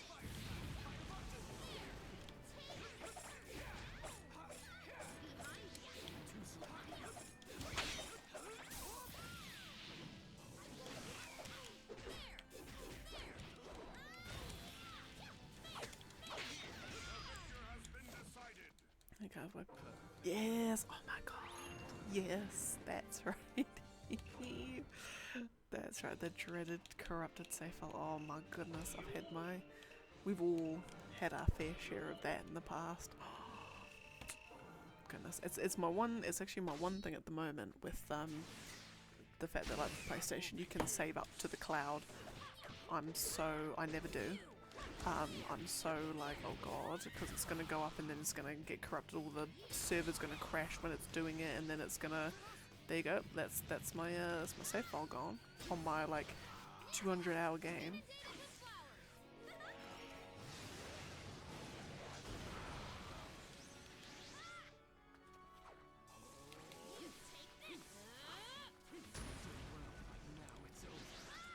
Nice try, Sasuke. Ninja art, inundated with flowers.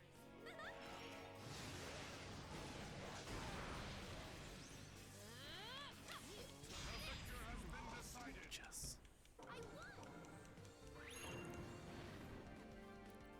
Alright, Naruto Toad. And Sage Mode.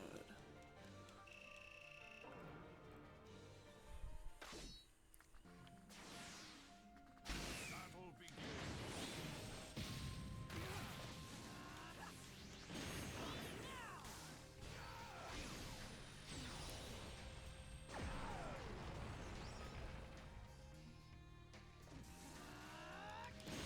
Chuck another one of those, shall we? I love that. Oh, it's actually probably one of my favorite. This and Sasuke's ultimate where he shoots that arrow is probably my two favorite like ultimates to like the triggers for them.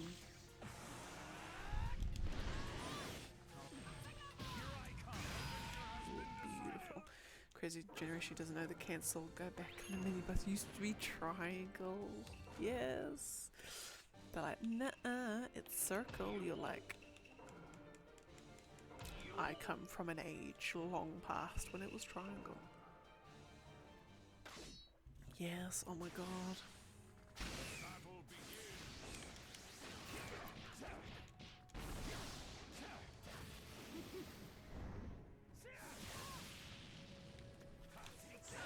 Hopefully I've yeah, I think on the last few games that I've emulated, yeah, it's yeah, it takes me a while to get used to the older control schemes.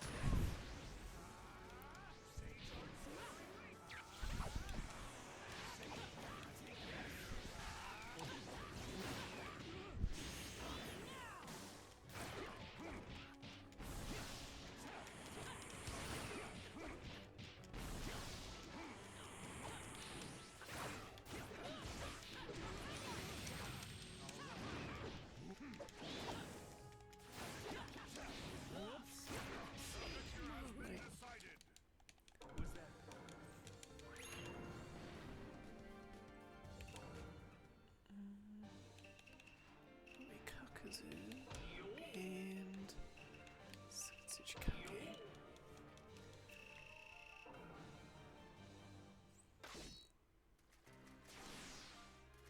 Battle begins.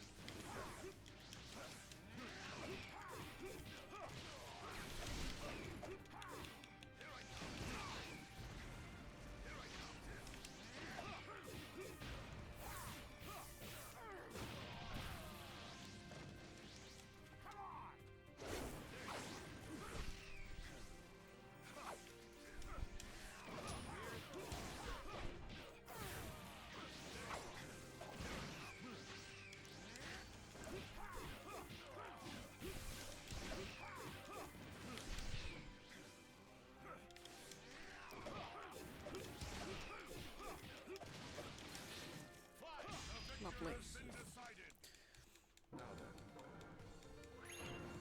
But the other thing too that the younger generation today will never find the quiet joy in discovering is whenever you play a new game, you know, you get your new save file of your new PS2 game. I was always so curious what the little memory card icon's gonna be. Because you get little like Spyro heads, you'd get little Jack and Daxter heads, you'd get I think a Ratchet and Clank. I'm trying to think what it was for Ratchet and Clank 3. It wasn't a Ratchet head. I feel it might have been a Clank. Might have been one of the little like mini bots. I can't remember what that one was. I remember Jack 2 was definitely like the Dark Jack head.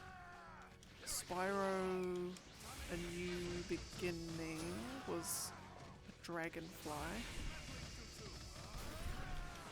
Yeah.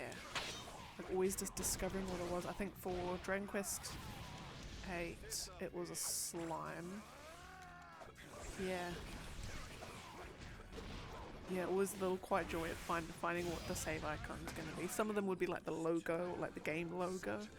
Oh, it was great. It was a great time.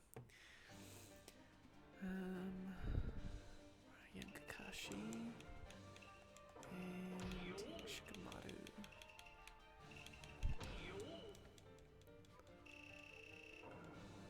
But sometimes I would get the I would have the cold dread of I've had a few times where I've gone into my save file.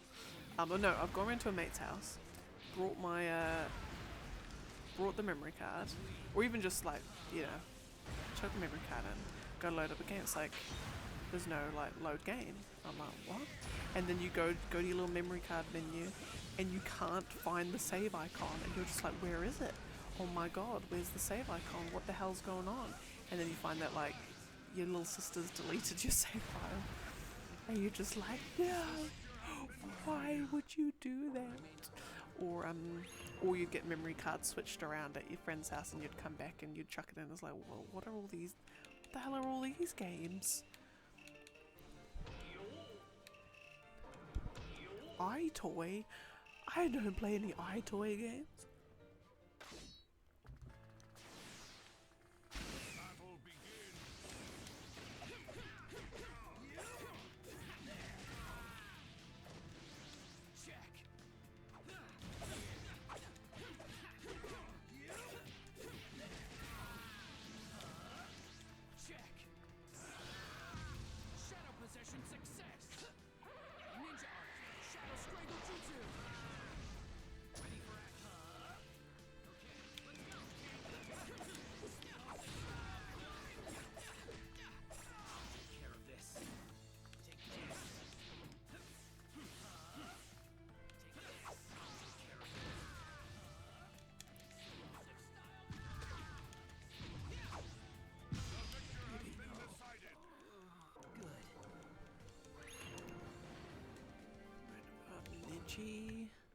And Naruto last. God, we're flying through these now.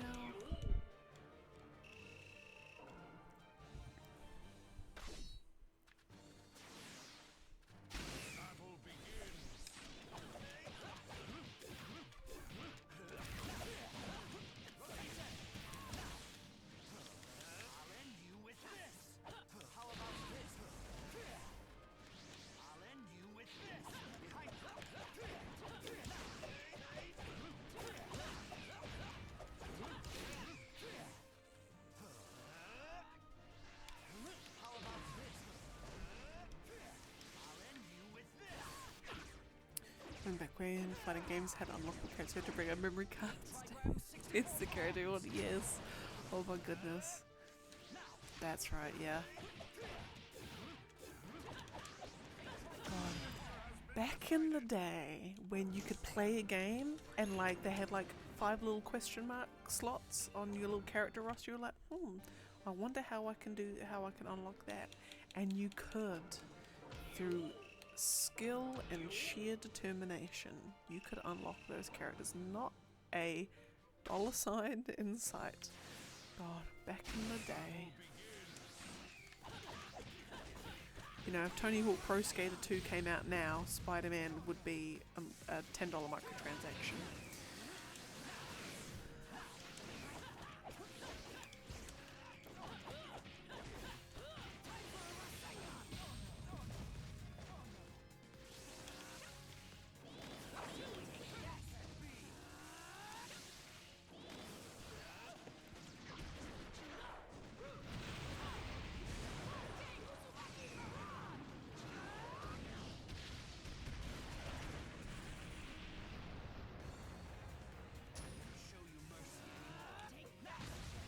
And then also the also cheat codes. Cheat CC, yes! Cheat code central. I know exactly which one you mean. Yeah. I remember Was it from the library? No. I can't. My brother would just get hold of them. I can never remember where he actually got them from. But you get like the giant books. Like, books like that thick. And it would just be cheat codes for like every game. Like, you'd flick through and it's cheat codes for Grand Theft Auto 3. Or if there is a Grand Theft Auto 3. And cheat codes for Max Payne this. Cheat codes for Call of Duty Finest Hour. Cheat codes for this. And like, it would just be a huge compilation of all these cheat codes. And it was just like, it was just fabulous. And it was just like fun. You know, fun to get like, oh my god, here's the one for unlimited ammo. Oh my god, here's the one that like, my favourite cheat code and the one I actually used, would always use religiously on every single playthrough. In Ratchet and Clank 3, there's a cheat code that gets you purple purple double-bladed lightsaber. I'm pretty sure it's not meant to be like a lightsaber as such, but it's like a double-bladed purple laser sword thing. It was fabulous. It was lovely. In fact, actually, and then in the PS2, on the PS2 Ultimate Ninjas, they, because they had like a ninja card library, so like in-game, you can spend money to get little like statues of the characters or like scenes, like dioramas of like the important scenes. You get like, there's like 800 ninja info cards, which are just pictures of like little bits from the anime, you know, and you'd get all of these things, and there were cheat codes to unlock them all, or to unlock like 300 at a time. And I remember finding those on my forays on the interwebs, and I'm like, oh my god, like, this is amazing.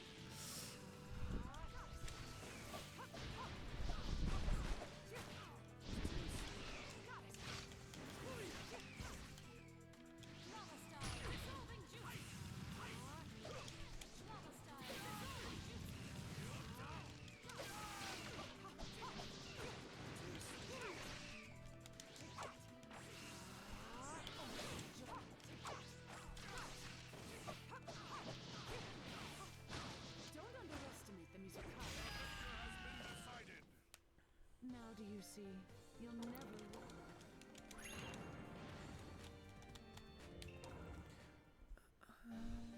Obito and Ichi.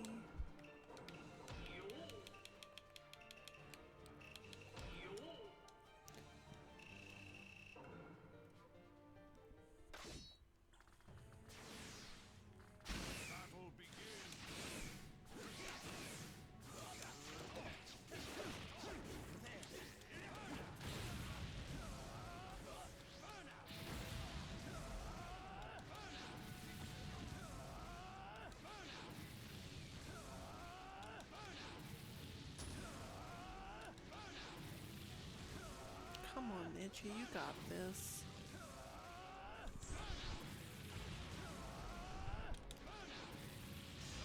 Beauty. God, we are smashing through these.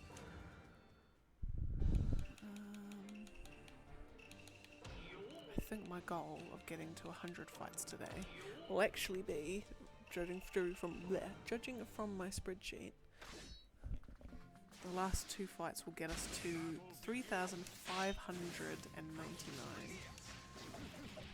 Because we had the young Kiba times 2 fight to knock us down to odd numbers.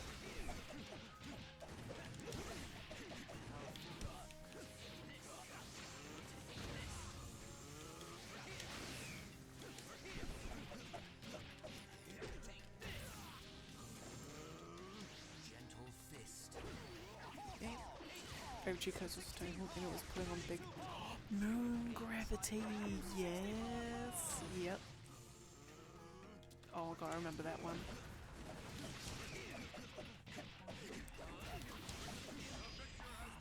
Oh, the memories. Oh my god, the memories of all this. There was one for Jack and Dexter. Was it? No, it wasn't a cheat code. It was just when you get enough precursor orbs, you just get cool stuff. That's right. Oh my goodness. I know in Banjo, Kazooie, and Tooie on the N64 there were like cheat codes as well in there. I'm trying to remember what they did. Oh, that's right. To unlock everything in the jukebox, to lock every song on the jukebox in Banjo Tooie, you had to go to, there was this particular level where there was like a big, like, no, it was in Jolly Roger's Lagoon? Somewhere, and there's like a big board of like letters, and if you do jukebox backwards, then you unlock every track in the jukebox.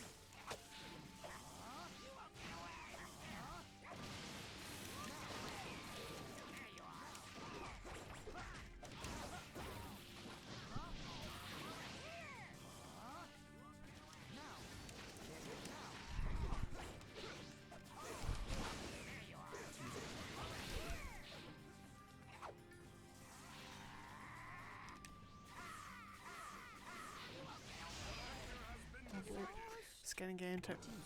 It had an incredible amount of content for a skating game. In fact, and actually I'd probably say I spend the majority of my time with that game after I'd, become pro, the actual skating bit, is doing the course creator. I would say it's course, not ring. The creator bit, anyway.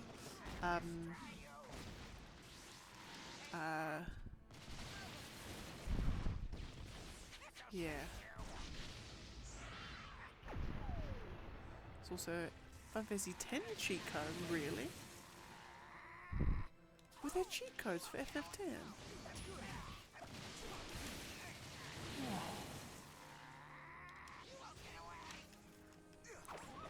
Seriously? I need to have a look as well.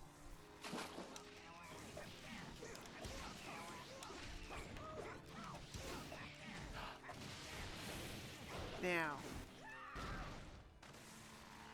it's not a cheat code. You can actually find it. Well, actually, no, I suppose, would you call it a cheat code? Like, technically, yes. But you can find out what you're meant to put in there through, in some of the ruins in the game, when you've unlocked, like, enough Albed primers to, like, get the whole language. There's some of them you can work out what it says, or it tells you what to put in, but I think it's God Hand. God Hand is the one that you're looking for to get Riku's weapon. And then it takes you to Mushroom Rock Road, and there's like a little like underpath that you can't access normally. And at the end of that pathway is her ultimate weapon.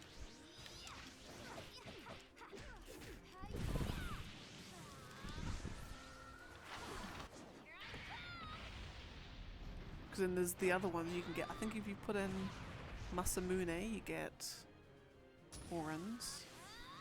If you put in... There's another one that you're meant to put in. I can't think of what it is.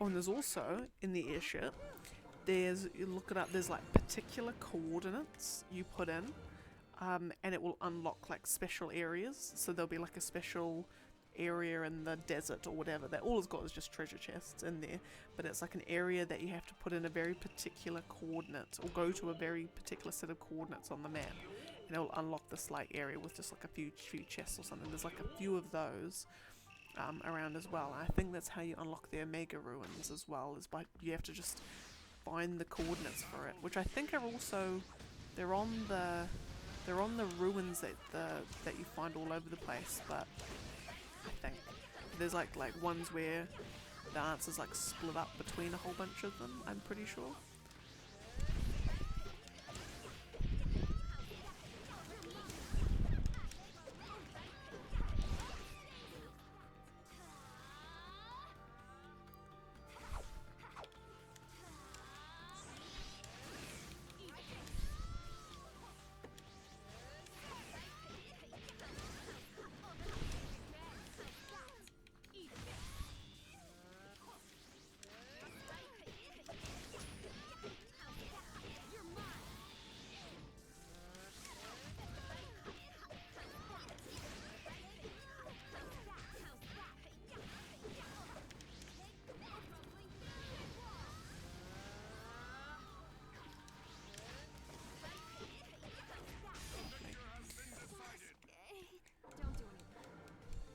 it's like you find there's like ones in like random spots. There's like one in Besaid, there's like one in the Kilika forest.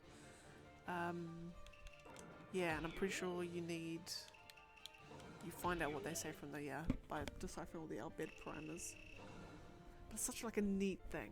I think that's actually, now that I think about it, that's one of the aspects. Like I know that Final Fantasy 16 it's not, they haven't intended it to be an RPG the same as the other Final Fantasies, but I think that's what I miss. That's what I'm missing. It's like, that's one of my, and in fact it's not even an RPG mechanic, it's just, it can be a mechanic in any sort of game, but like those little things that you can like piece together to find like a super duper treasure chest, like that sort of stuff. That's what I love. But 10, in fact a lot of the old school Final Fantasies have it.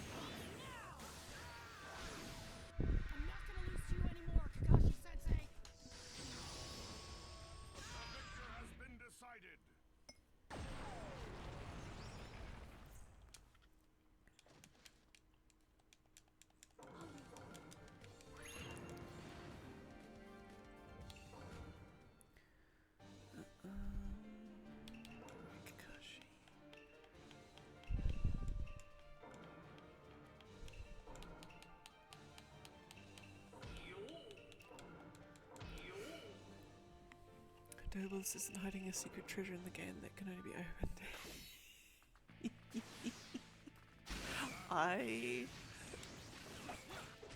That is something I don't think I will ever forget for the rest of my life. That is just, like, genuinely, that is like, I just can't believe it, to be honest.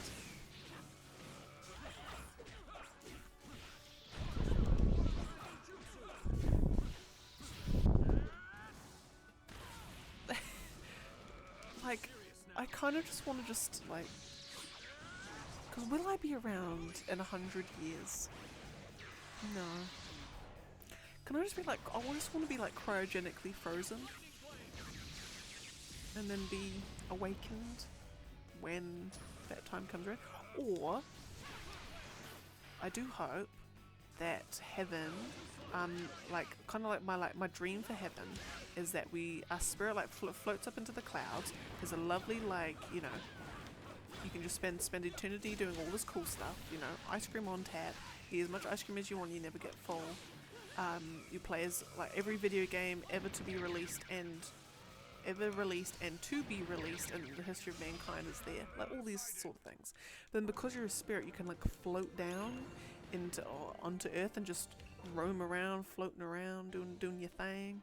And obviously you can't interact with the worlds, people can't see and all that sort of thing. But then I can do that, and then I can just wait till it's like 2113. I could just float down and then just see what's going on. Find a random computer and just, actually no, because I can't interact with the computer either. Just go down to where people need to go, underneath the Eiffel Tower or something, to get the box. Oh my god, it's just incredible. Like, it is just like the fact that they've also said, like, the fact that they've said, like, they've made preparations, like the people who need to know have been prepared, and it's just like, wow. Yeah.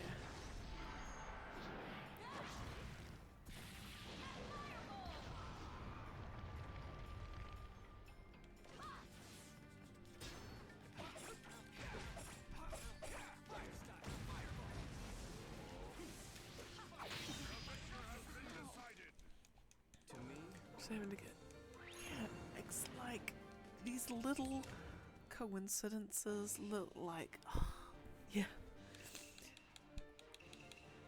like there's like a family somewhere, and like passed down from generation to generation, there's a piece of paper with the instructions on what they have to do. Like, whoever holds this piece of paper in the year 2113 is what you gotta do. Like, man, that'd be so cool.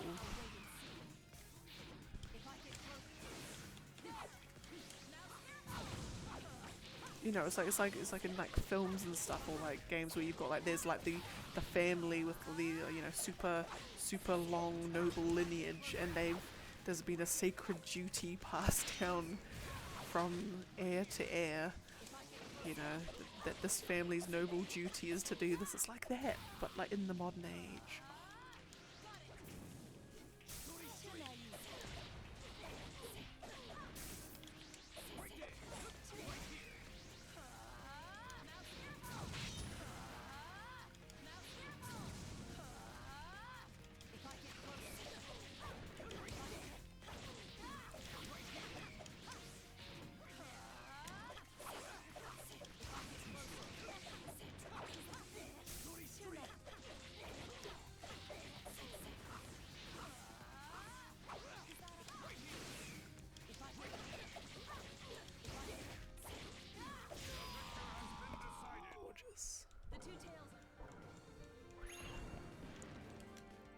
Yeah, but that's such a cool thing to think about.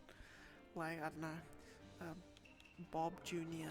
from Castle something gets given like a slip of paper on his 16th birthday. He's like, "This, you are now entrusted with this. You must bear a son or a daughter, and then you must pass this down to them. It is your solemn duty in life." Like, god damn.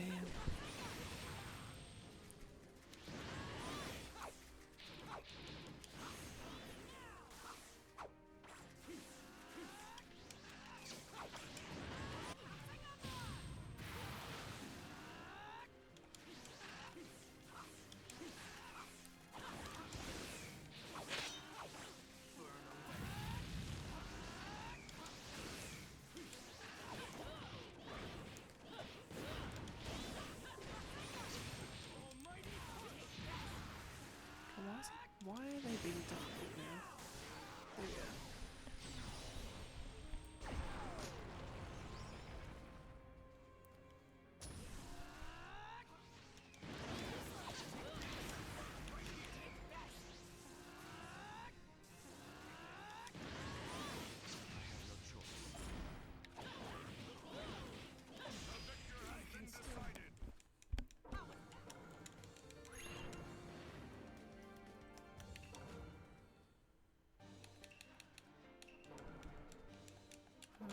We'll do that one.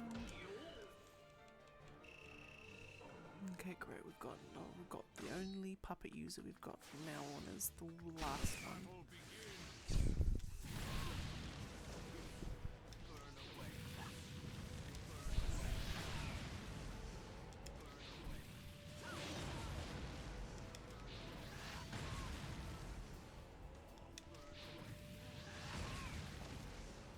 Come on, Naruto, you got this.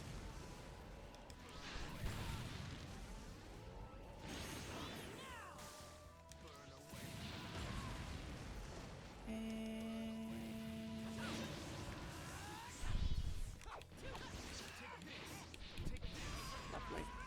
I know how you pitch it, so sorry for making that. Okay, I was wondering. I mean, it would be. Anyone would be a fool to say no. You know, because you just easily pitch it. We're going to release this game out. You know, it would be arrogant of us to assume that the legacy, you know, or that this game will still be played in 100 years. So, to ensure that our legacy does not die with this game, we are gonna pop in. How do you feel us popping in a treasure hunt that will not see completion until 100 years time? And then the director will be like, "Sign me the F up." That sounds fantastic. I love the idea of our game still being talked about in like 100 years time.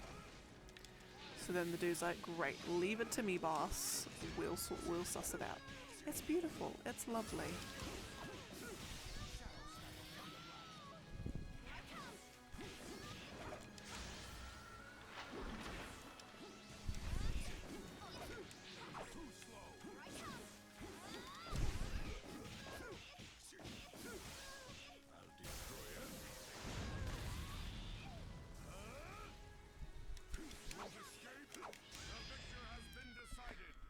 because it's kind of like it's not similar at all, but it's I remember me at uni. One of the assignments I had to do was we were looking at transmedia, so things or games or whatever that transcend. No, transcend. No, that's not the right one. That transition between mediums. So we had to like come up with like things where, you know, we create a Twitter account, and then we post something and it's really cryptic, and then it leads to a Facebook post where someone's posting.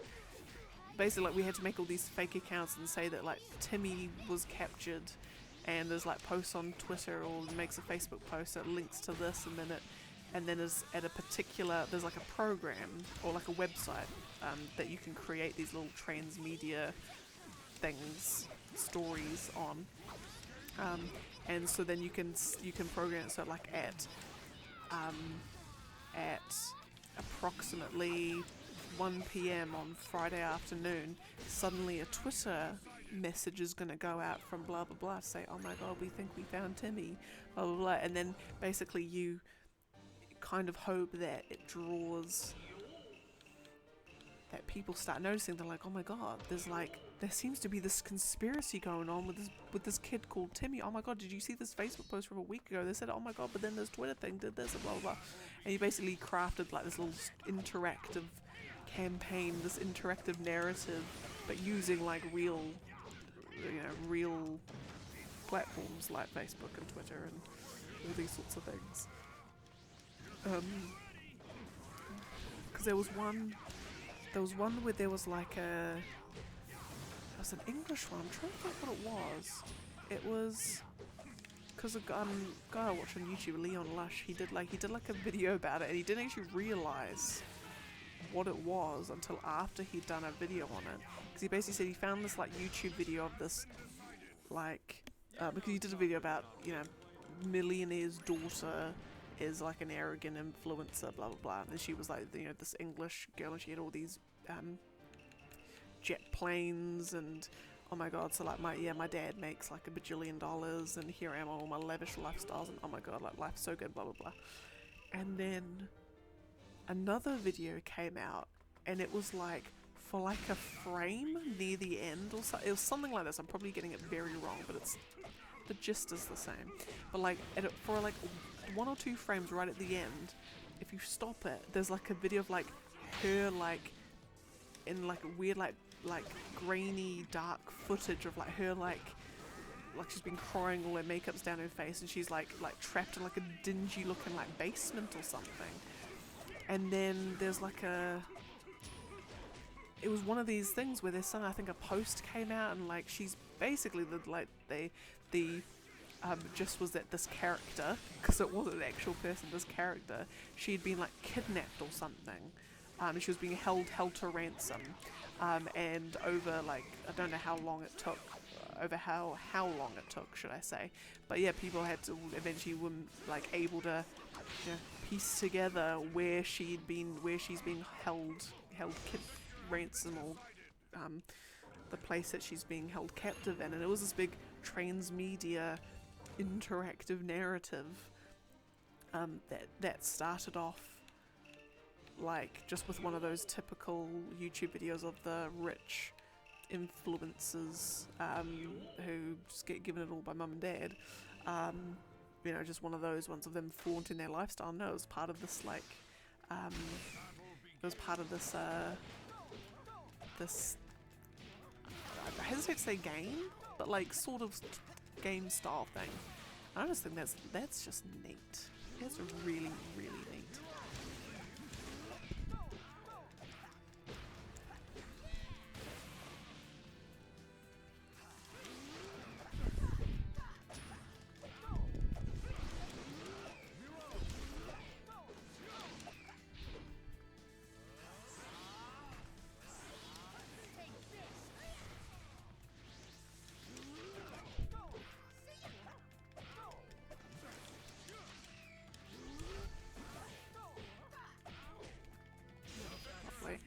Like the haunting of sunshine, I guess. Hold on, let me just have a little Google. 1 second.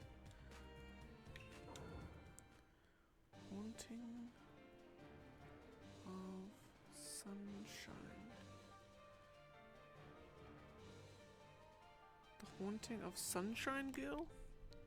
Ongoing supernatural horror web series. Yeah, probably actually.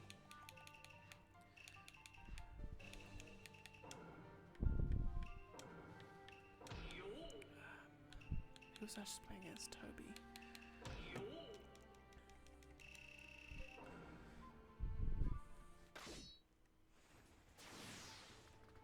Battle begins. You're up for you.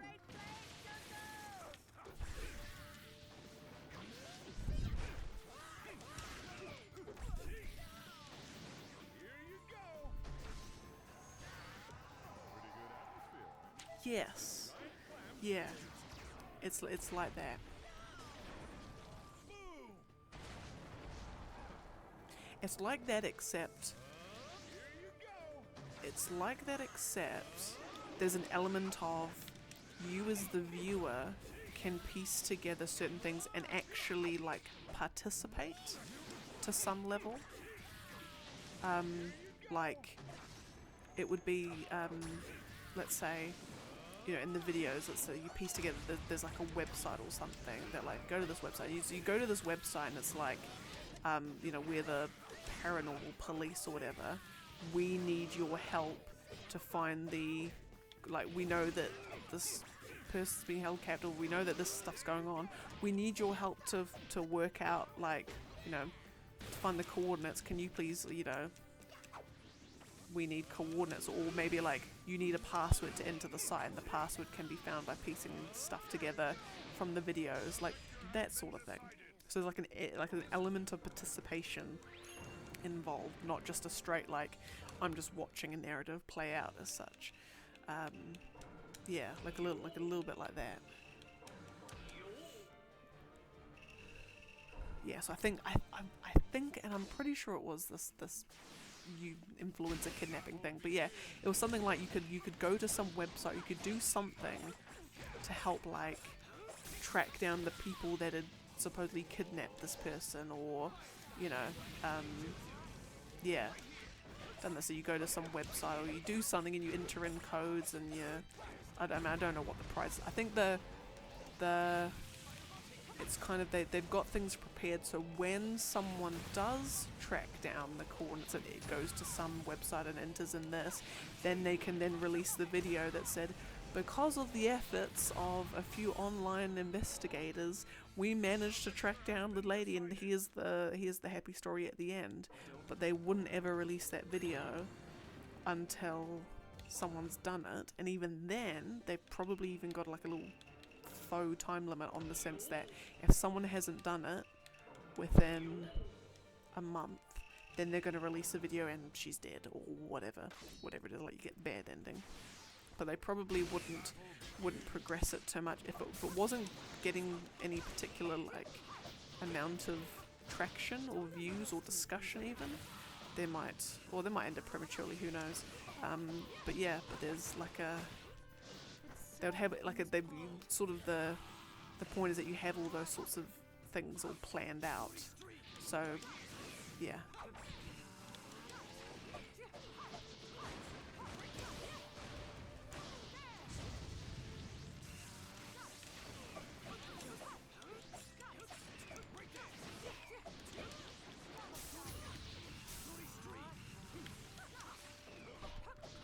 I've done this fight before. No, I haven't. It was Yukito.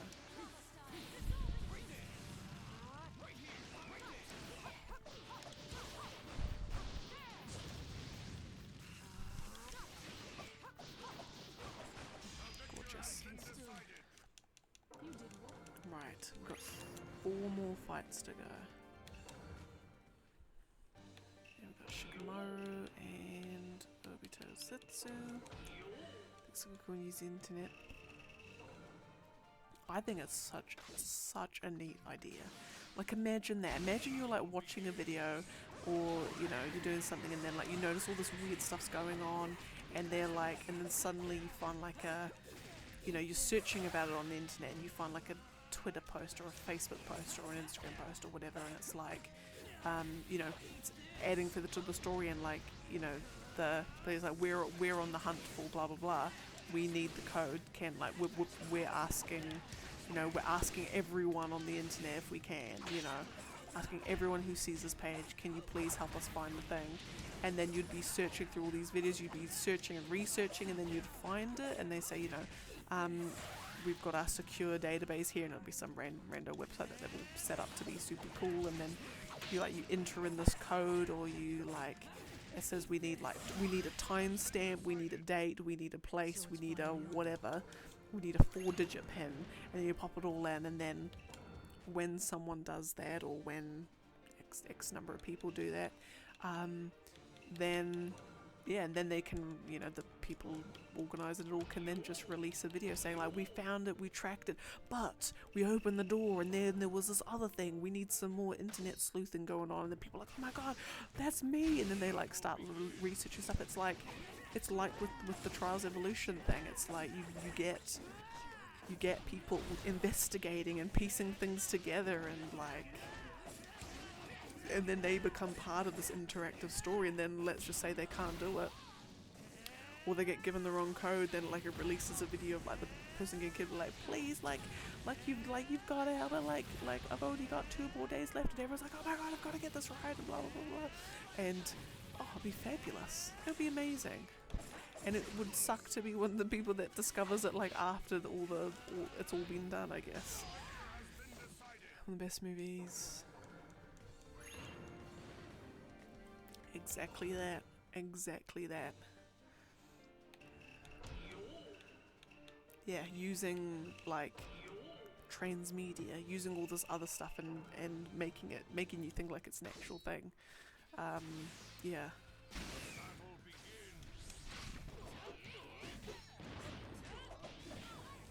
What game series do you think could pull off something like this?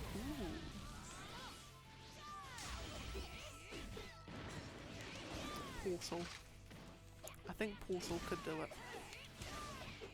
And I say that A because it's the type of game series where you could, where like the kind of tone it has, that's what I'm looking for, the kind of tone it has, it means it would lend itself quite nicely. And they've done similar things like it before. Not really transmedia narratives as such, but like, you know, there's the one, I think I mentioned it before as well, is in Portal 2 you find a radio, and the radio's playing some like weird staticky sound, and someone chucked it through like a sound to like a audio visualizer or something, and it was a picture of a companion cube on the moon. Yeah. First saw Skyrim. Imagine if they planned a secret swap. Oh. Imagine if they came out and they're like, the reason we've been releasing Skyrim on all of these platforms, everyone's been thinking, why are you releasing Skyrim so often? And it's like, what if we told you that in every single edition of Skyrim was a different piece to the puzzle of the release date of Elder Scrolls 6? Like the 360 version, the PS3 version, the PS4 version, the Xbox One version, the Special Edition, Legendary Edition, Switch version, the Alexa version.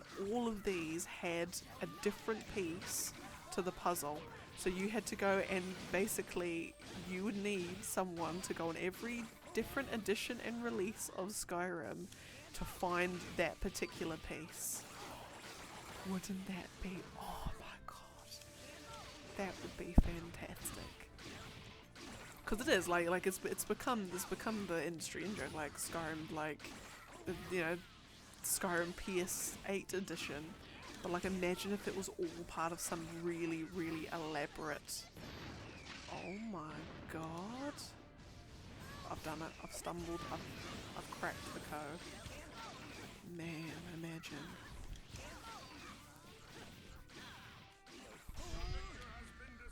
Right, that fight took way shorter than I was expecting. So I'm gonna be a little bit fruity and I'm gonna do one more matchup. I'm going to do one more matchup.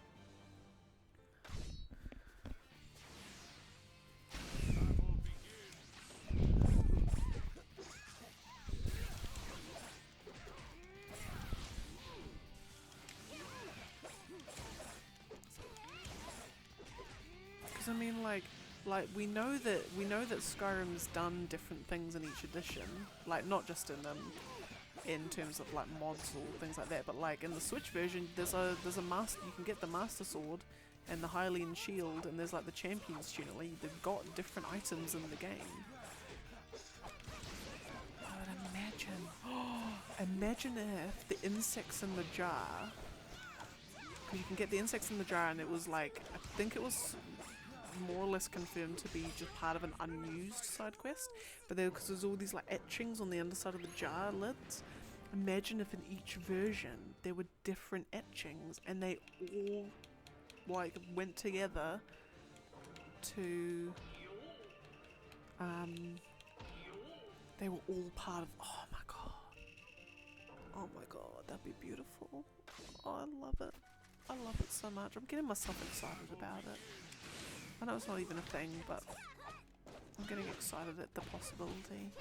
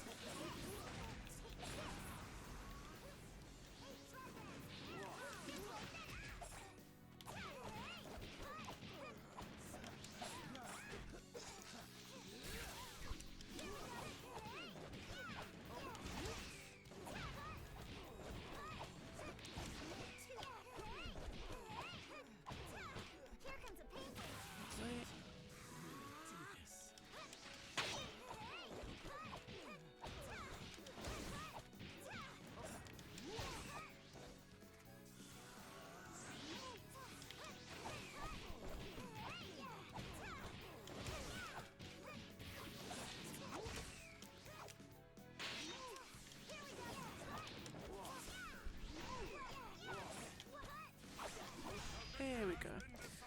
Final Fantasy. It's actually a single character connecting them all. I mean, it could be that the Cid, you know, there's a Cid in all of them. There's like a Biggs and Wedge in most of them.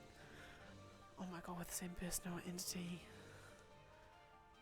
Yeah.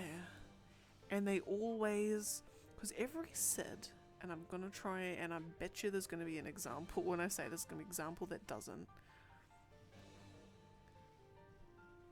What if, because there's in every incarnation of Cid, he's important for steering, like, without them, the party won't ever accomplish what they need to. I might have to research that that's the case, but I'm pretty sure it is. In every single Final Fantasy, Cid has always been integral to it. So what if it's, yeah, what if it's kind of like a Zelda thing, where the spirit of Cid, like the spirit that inhabits these people, it's like they kind of like, the whole point of them doing it is that they're helping the quote-unquote warriors of light throughout time and space and dimensions. Oh my god, that would actually be sick. I would freaking love that, because in 16, yes, most definitely. In 15, yes, most definitely. In 14, yes, most definitely. In 13, yes, most definitely. Even though he's a fight, he's not necessarily an antagonist, but he's not necessarily your best friend. Actually, no, because his whole focus, his whole purpose in 13, like literally, his focus as a lessee is to help the party keep going. So, yes, in 12? Who is he in 12? Is there... No, who's the Cid in 12? I'm completely drawing a blank, and I've played it quite recently. Dr. Cid. Yes. Sidolphus Demon Bonanza. Oh, he's a Sidolphus too. Ah, when in technically, Sid in FF12, he's an antagonist, but he's actually again integral for the plot, for the team to do what they need to do. 11, I never actually played 11, so I couldn't comment. 10. 10, integral to the plot.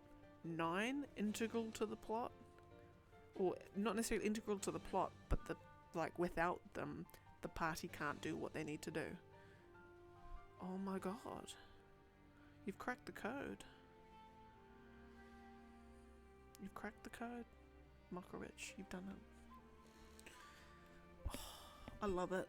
I love it so much. It's fabulous. It's fabulous. Anyway, I will have to call it a day there. I've actually done 103 fights today, which is great. Making progress. Next time I'm going to get down to the 3,400, so we are rocketing down. But yeah, I'll leave it there. Now, because it's a long weekend this weekend, I will most likely be doing a longer stream on Thursday. Possibly. I'll see how I go. But I'm definitely finishing Final Fantasy 16 next weekend. Most definitely. Excuse me. Nothing is true. And everything is permitted. But no, yeah, I'll leave it there. I'll pick this up. Day 95 next Thursday. Thank you so much for joining. It has been fabulous. Oh my god. And now I've just got these opportunities for incredible transmedia storytelling in video games. Oh, theories, I love it.